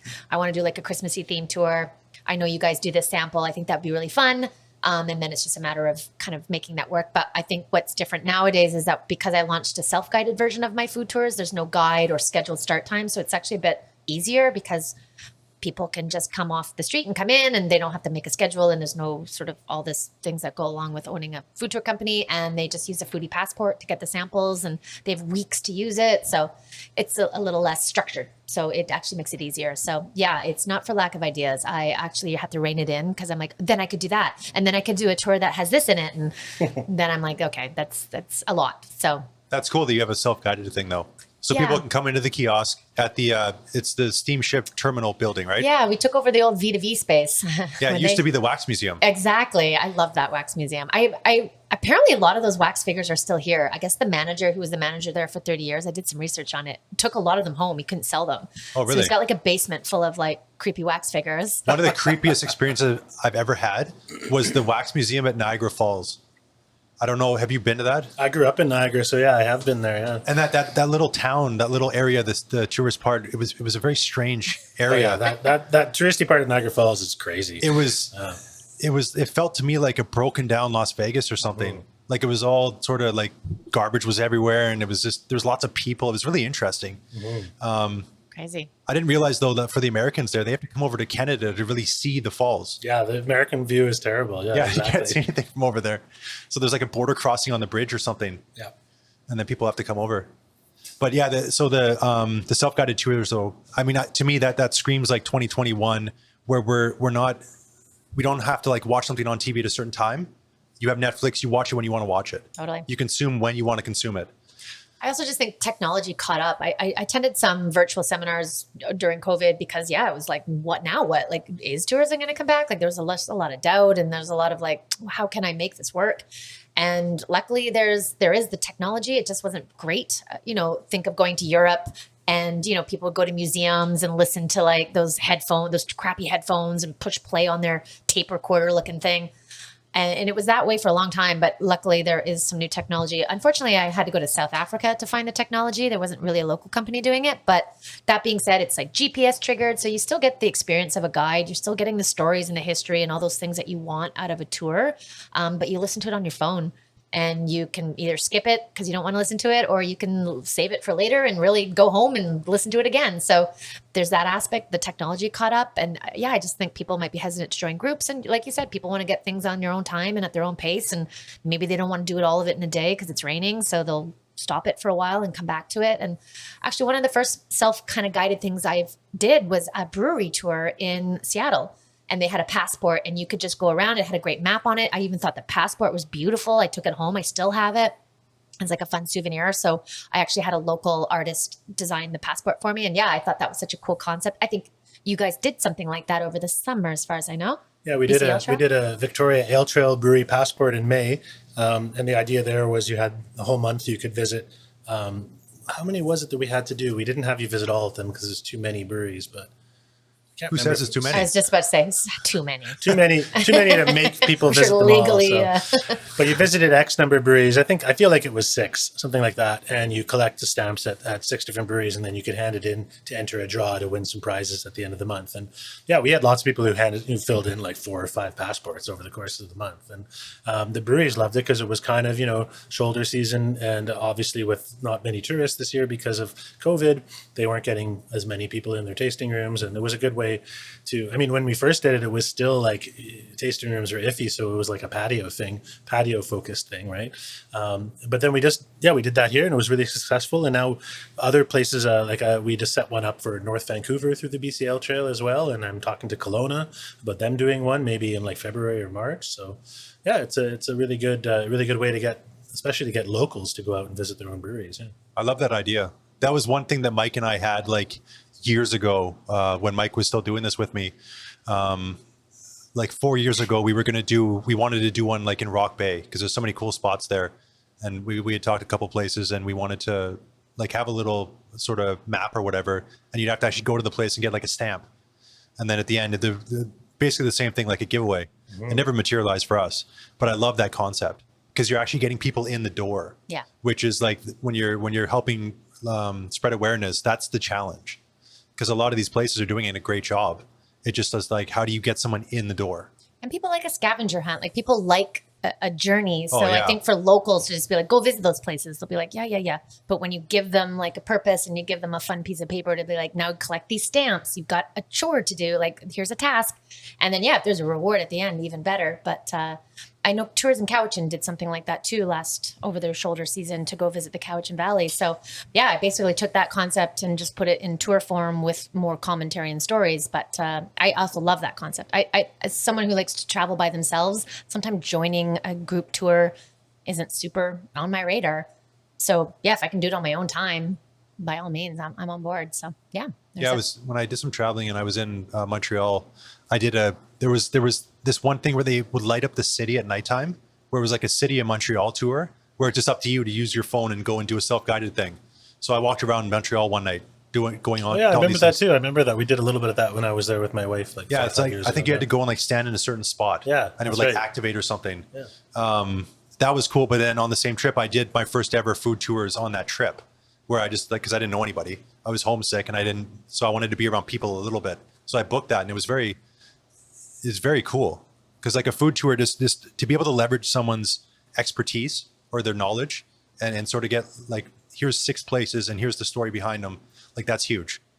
Yeah, especially if you're traveling because, you're going to go eat anyways. So why not have a local curate food for you at multiple places and tell you their story and their history. Maybe you get to meet them. And yeah, absolutely. I've been doing this now for 10 years, but I had joined a food tour for the first time, not intentionally, and kind of got on it and was like, this is crazy. What is this? And then was like, that's really fun way to see a city. So now, of course, I always do a food tour when I travel, and I tend to do it right out the gate because chances are the guide's going to have an insane amount of recommendations for places to go afterwards. And they always do.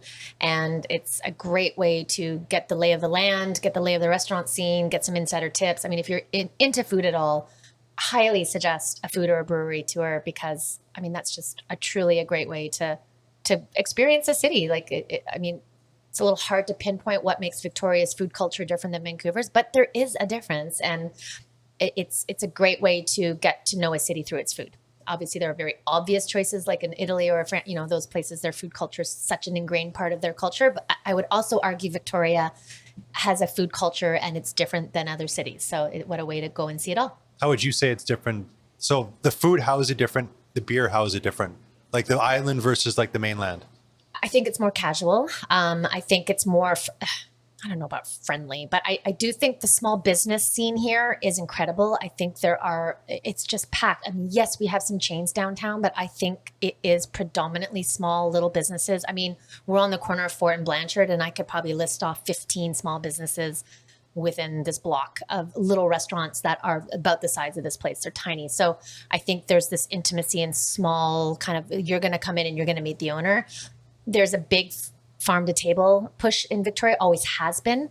I know that word gets thrown around all the time now and everyone has one, but truly Victoria does it on a scale that's to a point that's pretty crazy, and delicious and seasonal. And we're very passionate about where we got our food from. And, I do think that that's, and I take that for granted. And then I see tourists come from not far away and they're like, oh, wow, you guys really are into this here. I'm like, yeah, we really are. I would say those two are the biggest things, is the smallness of the businesses of being personal. And then also this real emphasis on fresh and local and seasonal, I think is really well done here. Yeah. What would you say about the beer? Beer-wise, I mean, it's tough to pinpoint. I think I would have said a few years ago, I would have said that it was kind of this underrated, lesser known, quality of breweries that the mainland thought they had the best breweries, because they just assumed they did because it's Vancouver. So of course we have the best breweries. But meanwhile, over here, we've had these amazing breweries like Spinnaker's and Driftwood and Phillips and so on, making amazing beer for so long. But then I think in recent years, to be honest, I think Vancouver has caught up, and it's a pretty amazing beer scene over there. So it's very hard to argue that now. But what we have now is we have this great infusion of sort of fresh blood, which I think has revitalized some of the older, more established places. So places like Whistle Boy and Herald Street and Ile Sauvage, and well, even going back not even that much farther, but Category 12, I think they kind of they brought fresh attention to the beer scene here, and they're just each of them is so unique and so good at what they do that some of the older kind of more established spots like Driftwood and Hoyne and Spinnaker's and so on have had to kind of, well, not that they've had to up their game, but they've learned, they've adapted and they've adjusted, and they're doing more interesting things now too. I think as a result, the whole scene's kind of been reinvigorated, is the way I feel. Kind of like everybody elevating each other. Yeah. Well, I would say, I think the collaboration spirit here is strong. I think because we're a much smaller community, a much smaller city, that even within the beer community, there's a ton of collaborations going on. In food, there's a ton of collaborations going on. Dumpling Drop in Driftwood. Like, there's just a lot of small business working with small business. I'm sure you see it in Vancouver, but it's a much bigger city and there's a bit more competition as opposed to collaboration. Whereas I think here, the breweries work with each other and collaborate together. They're not at competition with each other in a sense. And same with the food scene here. People are trying to help each other out and, hey, I've got this. Do you want this? Like, there's such a great collaborative spirit. And if we look at doing events like virtually versus in person, what are the differences that you find, and which one do you like more, would you say? I mean, I guess if I'm guessing, that probably would depend on aspects of it, because I wouldn't just say, like, for myself, I personally really like in person. I mean, some stuff you can't really do in person right now, but so like with the podcast, I put it on hold because I feel that, like, when you're in person, there's an energy transfer between people, and that's what I really appreciate. And I don't know, to me, the virtual land feels disconnected. Yeah, fair enough. I guess now, because I've been doing that, what feels like 5 years, but maybe at the beginning, if you'd had asked me, I would have been like, oh, it's way better in person. This is just a Band-Aid to get me through a hump. But honestly, I've gotten quite comfortable with them. I actually feel like I can make a connection through it. And I'm maybe a bit more comfortable because I'm in my home setting. I'm not sure if that's playing a role. I totally miss a fun event. And actually, I'm going to Victoria Wine Festival this Friday. It's the first one they've put on since COVID. So it's going to be weird to be in that kind of setting again. I do love a good foodie event that's loud and rambunctious and all that good stuff. But I have to admit, doing these virtual events, there's a quietness to it. There's a get to know you. You can hear each other talking. It's definitely a different scene. It's smaller. But to me, they have been a way to get to know people more. Whereas if I had seen Joe talk in a big room for Vic Beer Week, it's loud. I maybe hear him through a microphone. Whereas I get this feedback a lot. There's people like, I literally got to sit down and have a glass of beer with Joe. And I don't think you get that if you go to a bigger event. Whereas we're sitting in our living rooms having a glass of beer together. That's very true. Yeah, I mean, I think I totally agree with what Bonnie just said. And in all honesty, it's a lot less stressful to do an event virtually than to host an event virtually than to host it in person. There's so many more logistics and so much more that you have to kind of deal with on the fly when you're in person. And so I prefer the virtual events for that reason. But in terms of experience, like, I miss Victoria Beer Week. I miss those events. I miss being in Victoria Public Market with 350 people. I don't think I could do that right now because of COVID. I think I would be very uncomfortable if someone said, do you want to go down to the market with 350 people? I wouldn't do that. But I look forward to the day when we'll be able to do that again. And there's an energy there that is totally unique. And I definitely want to enjoy again, for sure. But that's a very different kind of event from what we're talking about too. I mean, those big events we do at the market, we'd always have a food component, and some of them were really good, some really great dishes and some really great pairings. But yeah, it's much less structured. It's much, less intimate. This is, these kind of events that we do are basically like us all hanging out in our living room and sharing these dishes and talking about them. And it's a very different experience. So for these events, like, will these then continue in person after? Are you guys not going to do them? I think you'd mentioned you might not do these events like later, or? Yeah, not sure where the future will take us. We never conceived them as an in-person event. No. So we'll see. I mean, I don't feel like this winter is going to be opening up anytime soon. Like, it's all the talk in the radio is about things clamping down even more. So Also with this weather, who wants to go out? Yeah. I want to stay indoors too. That's one nice aspect of, like, you're at home, you're comfortable. Yeah. If you have to use the washroom, and we're drinking alcohol, right? Yeah. So Yeah. like, where are we going to hold them? If we're holding them at a venue, everybody's got to get there somehow, and Yeah. that means someone's driving, and those are all issues that make it challenging for people to enjoy themselves, and this way nobody has to worry about it. Everybody's at home. Yeah. They can drink all the beer, and then they're happy. Yeah, totally. Yeah, I think we definitely didn't do it over the summer, and I probably wouldn't try to, because people are just sick of being at home. They want to be out. Yeah, I'm not totally opposed to doing them in person, but these events were conceived as a way to do something, truly just do something. It got to a point where there was no events, no music, couldn't go to a restaurant. Like, there was just nothing to do. I was bored. So I was like, I don't know, let's host a fun event. At least it cracks an hour and you get to hang out with people. So it really was conceived as something to do during the monotony of being at home constantly. And while there is the option to go out now, A, some people choose not to, and B, for all those reasons that Joe mentioned, the drinking, the being comfortable, some people don't feel safe going out still. And why should they be excluded from doing something fun? So yeah, that's kind of what we'll probably do a few more. We do private ones for people. I'm actually doing some private tastings. They don't have a beer component to them, but like from across Canada. I know, shockingly. I can BS about beer all day long, but no, my forte is in food. But yeah, I'm noticing companies, they don't want to pay for their staff, or the travel part of it's really hard still. And so I'm doing these virtual tastings where I ship the food out and we log online and we do like a corporate virtual tasting. I've been doing quite a few of those. So I think that's not going away anytime soon either. So even the fact that things are maybe opening, it's still hard to travel. And there's still companies that want to host their staff that work virtually or whatever the case is, we're remote workers. So our world is kind of different now. And, as a company, I needed to adapt, and I did. And it's been so far so good. I miss the old days, but at this point, I don't know when this will change back. But for now, I enjoy it. I get to sit from home and work and drink beer and eat cookies. So I'm living my life. Hey, just go with it. Yeah. It's nice and relaxing. I've definitely become more like in tune with my introvert roots the past year and a half, because I was so used to going out to food events and like stuff in person, and I'd broken out of that mold. But now I've kind of like gone back into it a little bit more like a recluse. So yeah, no. So I do appreciate that there are things like this that you are able to do sort of in the comfort of your own home. And you mentioned about the BC Ale Trail.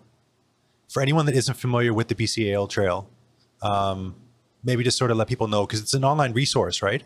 Yeah, so it's basically a website and an app that we've built over the last 5-6 years, and we cover most of the breweries in BC on these different ale trails, regional ale trails, which are basically itineraries that we've planned out that people can follow. It's self-guided stuff, so we're not building tours that we're taking people on, but the idea is you can visit the Victoria Ale Trail and you can find out about all the breweries and some of the ancillary businesses that are connected to them and the different things you can do around town, and learn about the history of the breweries and the stories behind them, and then take yourself on a tour to wherever you want to go. So we've got as I said, most of the province covered. The app is really cool too, because you can actually check in at breweries and collect points, and then redeem the reward points for different prizes at different breweries and so on. So there's lots of, and we have, I have a blog on there and various. I actually just went on a cycling trip through the Gulf Islands a couple of weeks ago. Remember the big storm we had before this storm we just had? Yeah. The one where they were talking about, the biggest, lowest barometer reading in history or something. I can't remember. It was a crazy storm, but now we've had another crazy one. So anyway, I was cycling through the Gulf Islands that weekend.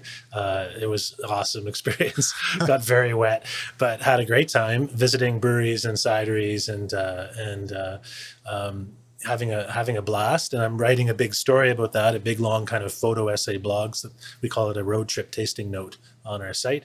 So we'll be publishing that later this year. And actually, I wanted to coming out of that trip, I wanted to give you guys 2 foodie recommendations, since this is a foodie Sounds podcast. Good. Okay, I love it. The first one is, you mentioned Montreal. Did you have Montreal smoked meat when you were in Montreal? Yeah, I went to The famous Schwartz. one, yeah, really good, right? Yeah. So Salt Spring Island in Ganges, there's a place there called the name. It's crazy. Oh, come on. I'll have to look it up. You tempted me, and then you just Yeah. I'll look it up. But it's so good, and it's totally like, he advertises himself as the only Jew. There's more. He said there's more bears than Jews on Salt Spring Island, and it's delicious, and it was such a find. Is he doing like sandwiches? Yeah, smoked Okay, meat sandwiches sandwich. and the latkes and all that sort of stuff.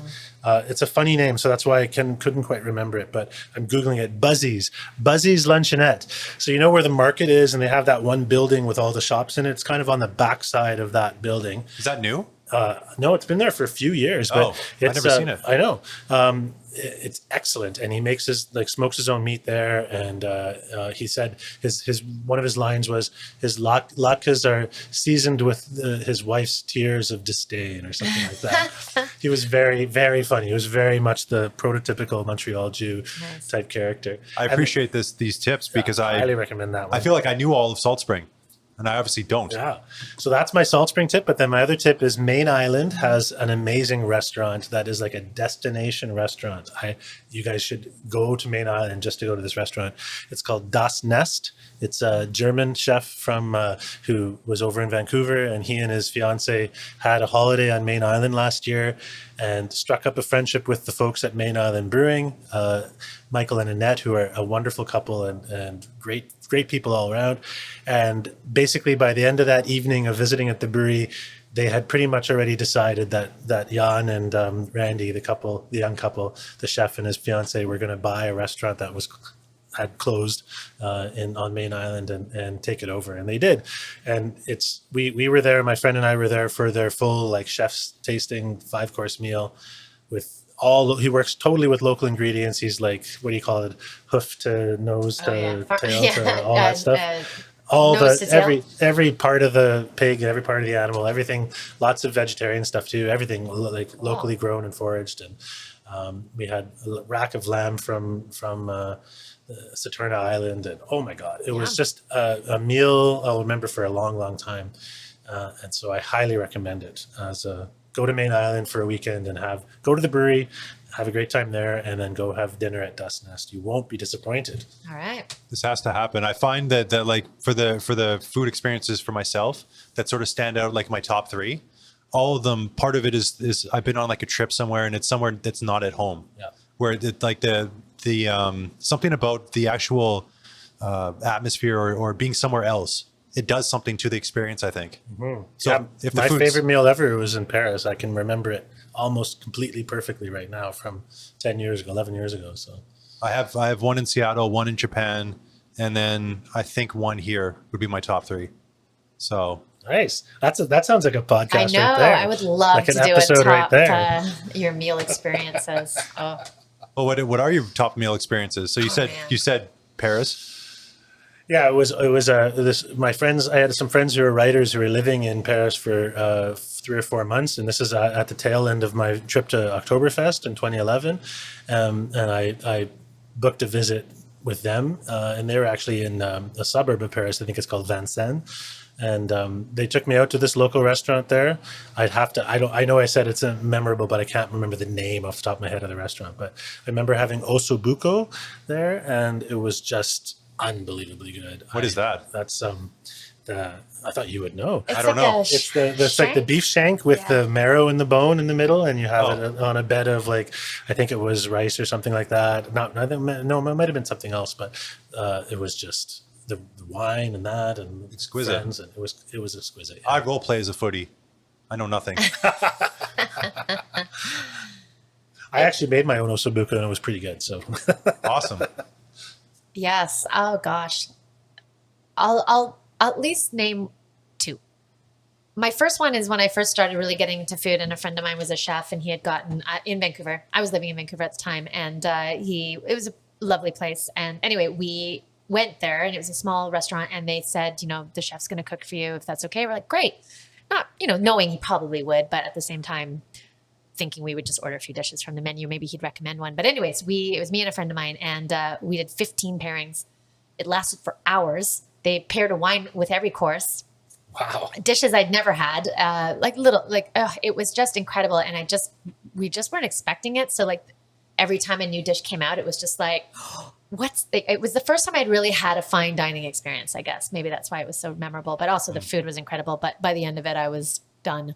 But truly a very memorable experience for myself as someone who got into food. That was one of my first real touches with that type of style of dining, which I loved. And then, of course, Italy. It's really hard to have a bad experience there. But I did a food tour with this company in Florence, and the guide was incredible, and just the experience. It was wild. Yeah, the food was crazy. We had that Florentine steak that is a minimum of 4 fingers thick. Wow. Yeah. Ooh. And so they took us into the back of the restaurant, and they showed us how he cut it. It's huge, and it's meant to it fed the table. So this was a man's 4 finger. So like it was about that thick, huge and huge. And it took probably an hour to cook it. But that was one stop. And like we drank like Vinsanto on the steps of this old, it was just such a great experience as a food tour. I walked out of there being like, I need to recreate this in Victoria, and was like, I probably can't recreate that in Victoria. But, it was just really inspiring as someone who does food tours for a living to have that type of experience on a tour. It wasn't a big group, but man, was it ever memorable. Yeah, we had tripe. We had crazy dishes. We made our own Negronis. It's such a good experience. So those are for sure my top most. I could probably go into a million more, but this Sounds like a podcast hell will of be a time. 9 Yeah. hours long. Yeah, it was awesome. I could tell. Like I've got a bunch of questions here. I'm not going to do everything because we'd be here for like 10 hours. Yeah, I could talk food for 10 hours. But that sounds like a hell of an experience. it was wild. Yeah. So imagine being that tour guide and getting to do that all the time, and that becoming normal. Like that I wonder what that would feel like to live in that world. I wonder, it also might have been the group. Sometimes doing food tours, you get this magical group of people together that don't know each other, and they just are clicking, and the food is clicking, and everything's going right, and they're passionate about, you can tell they want to know more about food, and they're asking the questions. And then at that point, I know I've done tours. I don't typically do the tours anymore. It's my guide Brenda that does the bulk of the guided tours. But when I was really doing a lot of them, going at least an hour over, I'm paying myself, so I can do that, but going way over just because I was really getting along with them, and they were intrigued by food, and I just kept taking them to places that I liked, and they were loving it. And I was like, I'll keep going. Like, let's hang out and eat together. So yeah, I definitely love it when that happens. And I just think, I obviously going to Italy, I owned a food tour company, so I was really interested in the food. And I think there was a guy there that owned a winery. But anyway, it just ended up being a great group. So I don't know if that was always the experience. I think legitimately this company was just really good. But yeah, I've done food tours around the world. And so that one really stood out to me. And I did probably 8 when I went to Italy. And that one by far blew them out of the water. And I've done some great ones in Toronto and Montreal and Vancouver. Yeah, there's some really great food tours. There's one in Tofino that I've been dying to try. So there's a few of them now. Yeah. But yes, as for memorable meals, I like to cook. People always, the first thing people ask me is, what's your favorite restaurant? I'm sure, Joe, you get, what's your favorite beer as soon as people meet you. And I don't love that question. I don't like that question at all. I hate all. that question. Yeah. How am I going to tell you what, what's the situation? Is it fine dining? Am I just grabbing a bite to eat? I hate that question too. Again, going back to Mike when he was with me, anytime somebody would message the account saying, what's your favorite place? It would like aggravate him. Yeah. Because there is so much more that you need Yeah. for the context. Yeah. Because Totally. like if you like, what's your favorite place for if you have 10 minutes Like you versus said, 3 mac and hours? cheese sometimes is what I want. Like sometimes I'm going to Spaghetti Factory and getting them a Zithra cheese, and that's like the greatest meal I've had in a week. You know, like I don't know. I feel pressured to say something fancy too, because I think if I said something not, people would be disappointed. So yeah, I dislike that question, but I can't remember where I was going with this. I think But you're going to talk about making your own food. yeah, sorry. So I do tend to cook a lot. I love cooking. I love I love eating with friends. I do like that. But I mean, I'm a small business owner. I ain't going out to fine dining every night. It's a treat when I get to go out to eat as well. So the experience of eating with friends, like I could probably list easily my top 20 cooking experiences with friends. No problem. Definitely, obviously going out to eat is such a great, when it's done well, that experience is so exciting. And the service, when it's good, it's just, you're transported. But just eating in general and cooking and being around food or being around good beer and being around that is also, would love to sit around a table with a bunch of people and talk about their favorite food experiences is definitely something I could get into. Is there a food spot, maybe like a hidden gem that you guys frequent more often than others? That's kind of how I phrase it. I don't say Yeah. like, what's your favorite? I'm kind of like, what spot do you go to most often? I do come here a lot, where we're sitting today, Jonathan's, because he also does beautiful pastries. He makes his own bread here. He does a sandwich on occasion when he's feeling it. I do tend to come into the shop a lot. I go to Ballet a lot just down the road for their Vietnamese sandwiches. If I'm just wanting a nice quick meal, I tend to go there. And lastly, well, my last great food experience here was at Wing Cries Mary. It was a great experience. I really enjoyed it. It was the kind of chef's table. The service was great. I was like, yeah, legit. I hadn't gone out in a long time. So not that I'd gone there a lot, but that's definitely one that I was like, I'd come back. I don't know, Joe, you got any top? Well, my big pandemic discovery was Chicken on the Run. Where's Oh, really? Chicken You know on the what? Run? I've never eaten there. No, it's great. But the amazing thing, The fried chicken there is Where is it? It's on Craig Flower in Esquimalt. It's the Chicken on the Run with it's got the Chinese restaurant next to it too. I can't remember the name of the Chinese, but it's all the same business. Okay. And they've got the crazy, which I assumed would be an offensive painting, but it's like a Chinese chef chasing a chicken. But it's like they call it double broasted fried chicken or something like that, and it's excellent. A friend of mine recommended it last year, and we were like to a couple of us, and we were skeptical, but we tried it and we loved it. And now we've had it several times. And even one night, the same guy who introduced it, he just recently, his wife and he had a baby, but his wife took the baby to see her parents, and so he had like a few free nights, and he hosted a night of where we all had to bring different fried chicken in and compare them. So we had like GMAC and 649 and Thunderbird and Chicken on the Run, and it was an epic night. And we did beer pairings and everything else and played board games, but like still, like Chicken on the Run to me was the best one. Okay. It's really good. It's really good. that's good to know Fried chicken. because Yeah. I had Chicken 649 this week. Yeah, Like I that's love it good there. too. I like it too. Like yeah. the soy ginger one, Yeah. or the soy garlic or whatever it is, and then whatever the sweet one is. Yeah. I get that, like Yeah. the half and half of that. Amazing combo. Yeah. We did them on a tasting that we did, That's right, a beer yeah. event that we did. We used their fried chicken. So that Chicken on the Run, that location, Byron that owns Fry's Bakery, that Chicken on the Run location, I believe, was his grandfather's bakery back 100 years ago. Wow. So it was kind of, that's one thing I learned when Mike and I did the radio segment when we talked to Byron, that his grandfather had that was the bakery, and then here he is across the street, where he is now. And it's been there for a long time. Like I lived Yeah, here in the 90s before 100%. I moved away and went to Vancouver and then came back, and it was here then. And I never tried it until like this year, and I finally did. And I'm so glad I did. It's great. All right, I'll check it out. I love fried chicken. Yeah. So what did you like about it above the others? Oh, it's just the Was it more crispy? the crispiness, but then the flavor, the juiciness of the meat inside, and just the overall flavor. Some of the other fried chicken was good, but it was kind of bland, like kind of not much flavor in the meat itself. And I don't know, it just worked. Everything about it worked And was so well. were there sauces, or was it just No, like it's just original? fried chicken, and then they have these crazy breaded fries that you get with them, which are weird, but kind of good too. Like they're French fries, but they're breaded in like not panko. What's the other? I can't remember the description of it, but they're just really kind of big fries that are breaded. They're good, but they're weird. But the chicken is excellent. Okay, that's good to know. I'm going to do Yeah. that next time.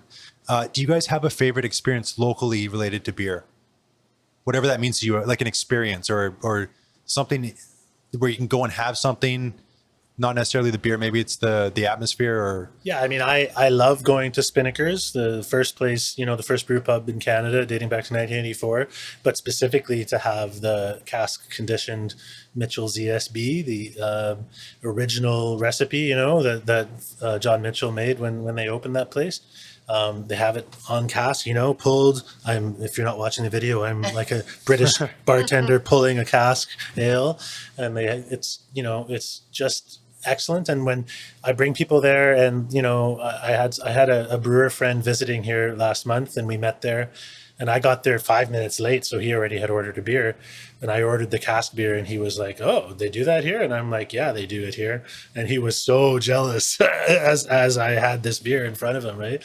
Yeah, it's really good. I always recommend it to people who haven't been to Spinnaker's before or haven't tried that before. That's Spinnaker's one of my is favorites. such a cool place that they have that is it a milling machine or whatever that machine is that's upstairs. Yeah. Like every single beer that's ever been made has gone through that at the start. It's the grain being milled through there. Exactly. Yeah. Yeah, it's such a cool spot. I really enjoyed doing the podcast with Paul and Patty when we did that one.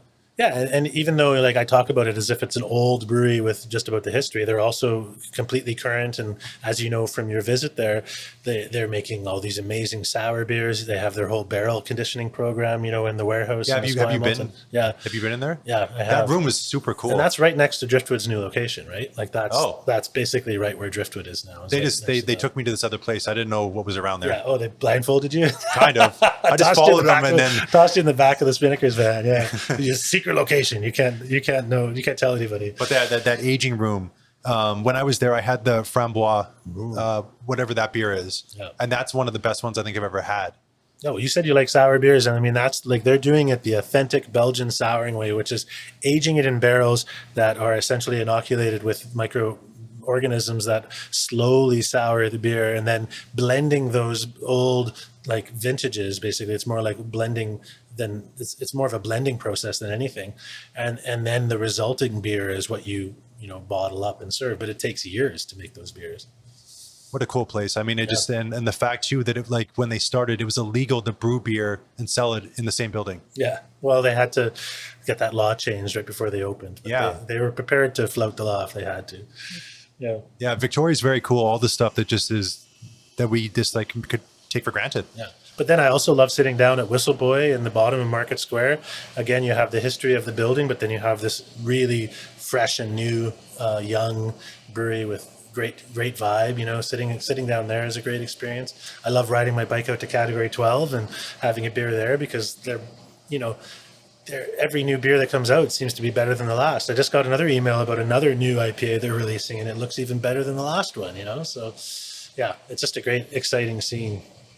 So cool. Yeah, my pick was Whistle Boy as well. I just like, especially over the pandemic, because they created that whole outdoor patio space and kind of the Drake having that option down there as well. And I got a puppy, and so like everyone over COVID, and you could bring your dog and you could bring your own food in. They were really open to, hey, go grab a pizza from Virtuous Pie and bring it down. I love that they collaborated with the oyster shucking people that were there. Yeah, so Wandering Mollusk. Yeah, so you can get oysters, a business in a business. I love that about Victoria, about how they're just everyone's trying to prop each other up for the most part. And so yeah, I like that experience a lot. Whistle Boy is one of my, and their beer's great, and we've used them a few times and really enjoyed them. Yeah, if they package their beer more in small cans, we would, but they really just do the big crowlers most of the time, and so it's too big for our events. Mm-hmm. Yeah, I like that beer experience a lot. Mm-hmm. And yeah, Category 12 is in my neighborhood, so I tend to go there quite a bit. And I got to say, for at-home experiences, the Wandering Mollusk, the big, like the big canisters he does, like are phenomenal. Yeah, I've been meaning to try one. Oh my God. I know. It's really like a boil a crab kind of thing, like a bucket. It literally, like the potatoes were cooked perfectly. The sausages I think the sausages were almost my favorite part. I don't know what was going on with that, but the whole thing was phenomenal. It took like 20 minutes to cook this. Everything was perfect. Like you just put water and you put it on the stove and you boil. You just dump it out. Everything. It's like a crab boil in a bucket to go. Incredible. Kind of thing. Yeah, cool. Such a variety of stuff. Yeah, that's pretty rad. We should probably wind this down. Yeah. I think I'm getting thirsty. I think I want to go over to Refuge and have a beer. Well, we're hitting the 2 hour mark right now. Holy cow. So what do you guys have coming up? Anything in the future here coming up soon? Go ahead, Joe. Oh, well, I mean, we've got the beer and cookies, obviously. Well, this will come out next week, yeah? This is going to come out on Tuesday next week, which I don't know what day that is. 20-something. Well, Yeah, 23rd. Today is the 16th. Yeah, right? the 23rd. Do Yeah. you have a vessel schedule? Yeah, I've got a vessel thing. My next one is this week, but then I have another one in Christmas in mid-December. So check the vessel website for that. That'll be all holiday beers. And that's always a fun time because we always get some really interesting beers in that mix. And then I'm also doing the BCL Trail Hoppy Hour event, which is always a fun thing. We do that every month. It's an hour-long talk. We had you on there once, Dallas. Yeah, And, thank you for having me. that's on Instagram, and so that's a fun experience as well. That's the first Thursday in December, I believe. Yeah, and we'll see what else happens. I mean, there might be some Christmas parties in the mix there. I don't know yet. Absolutely. Yeah, I am launching the self-guided Cozy Christmas tour this week, so it'll run until the end of December. So that's going to be really fun to see people go through with that. And then, of course, the beer and cookies event going on December 4th. And then I'm actually in chats with the Robert Bateman Center. I obviously share a space with them now. They're in the top of the building at the steamship terminal. And we've been chatting about how they've always wanted to incorporate something food-like in their society. So we might do, and I'll have to maybe tap your brain here, Joe, but we might do something with Robert Bateman, who lives on Salt Spring Island, and his son, and do a virtual tasting with them and then incorporate all food that comes from Salt Spring Island. Maybe throw a beer in there for sure. But That sounds like a great idea. yeah, go do a cool virtual tasting with the Robert Bateman Center and maybe add a bit of sustainability slant to that. So potentially doing that in January with the Robert Bateman Center. But other than that, I'll be slinging food at the steamship terminal building. After my visit to Salt Spring, I mean, yeah, definitely you can include a beer from the brewery, but they also have some amazing cider going on over there. So I would probably recommend mixing some of that into it too. Definitely. And that's about it. And in business, what has been the biggest lesson that both of you have learned? Like in all the years, what comes to mind first? Well, I think for me, it's following your heart, following your passion. I mean, I was writing, I was interested in travel writing. I was doing a lot of, telling people stories and things like that, book reviews, all that sort of stuff, whatever I could do to get published as a freelancer. And I would, whenever I had a chance to write about beer as part of a story, I would just love it. I would be so excited. And I felt like that part of the story was really coming out, in capital letters in a sense. So eventually when I finally decided to focus on writing about beer, it was like such a obviously right choice to do it. So in that sense, believing in that, like, I loved beer and I loved telling the stories of the people I met in the beer industry and so on. So following that passion, and it's, I'm still doing it today. So yeah. Yeah, you made a good choice. Yeah, I think so.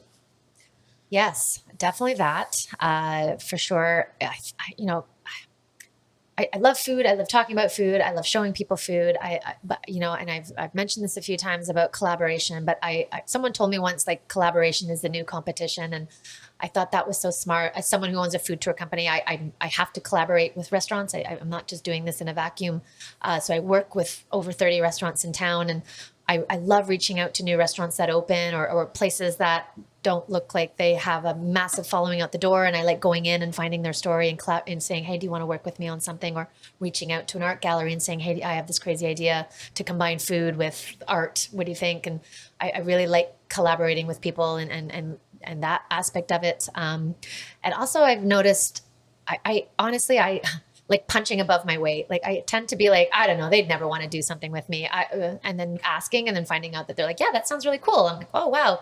So I tend to not shy away anymore from asking people that I think will say no, because I actually find that most people will say yes if you show some passion and ingenuity and maybe some creativity, not being shy to reach out and saying, hey, I'd love to work with you. What do you think?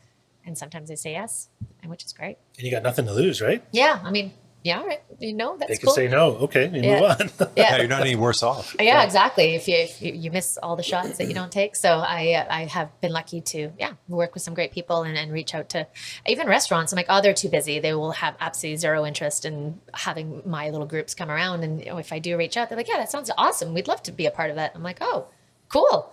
So yeah, I think that for business, and that's specific to my business, but I do think if you reach out to like even mentors or like people that have been in business for a long time, reaching out to people to say, hey, I love what you do. What do you think?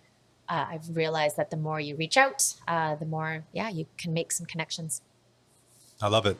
And if people want to find out more for the both of you, where can they find out more? Yes. So offtheeatentracktours.ca is my company's website, which is also where you will find tickets to the event that Joe and I are doing.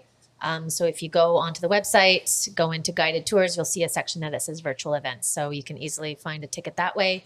That's So if they buy a ticket, then they will have to pick up the package? Yes. So last winter we did it a little bit differently, mostly because there was such a crazy lockdown and I didn't have a physical space. So I was doing everything from my home office. But this year, what's different is that once they've purchased a ticket, the beer and the cookies will be available for pickup at the steamship terminal, which is, of course, all explained on the website. But essentially, people come and pick up their foodie package, their food and beer package during the day, and then they log on at night to talk with Joe and I. So the event itself takes place from 7 to 8 p.m., but they can come and get their cookies and beer package during the day at the kiosk space, typically from 10 to 4.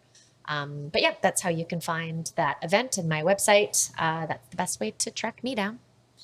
And yeah, you called me the Thirsty Writer earlier. So I do have a website called Thirsty Writer. It's kind of static. It doesn't have a lot of anything new going on there, but I'm active on Instagram and Twitter as Thirsty Writer. And the BCL Trail is where most of my focus is these days. So that's a lot of my writing and a lot of my, strategic planning and things like that is going into that. So you can find me there.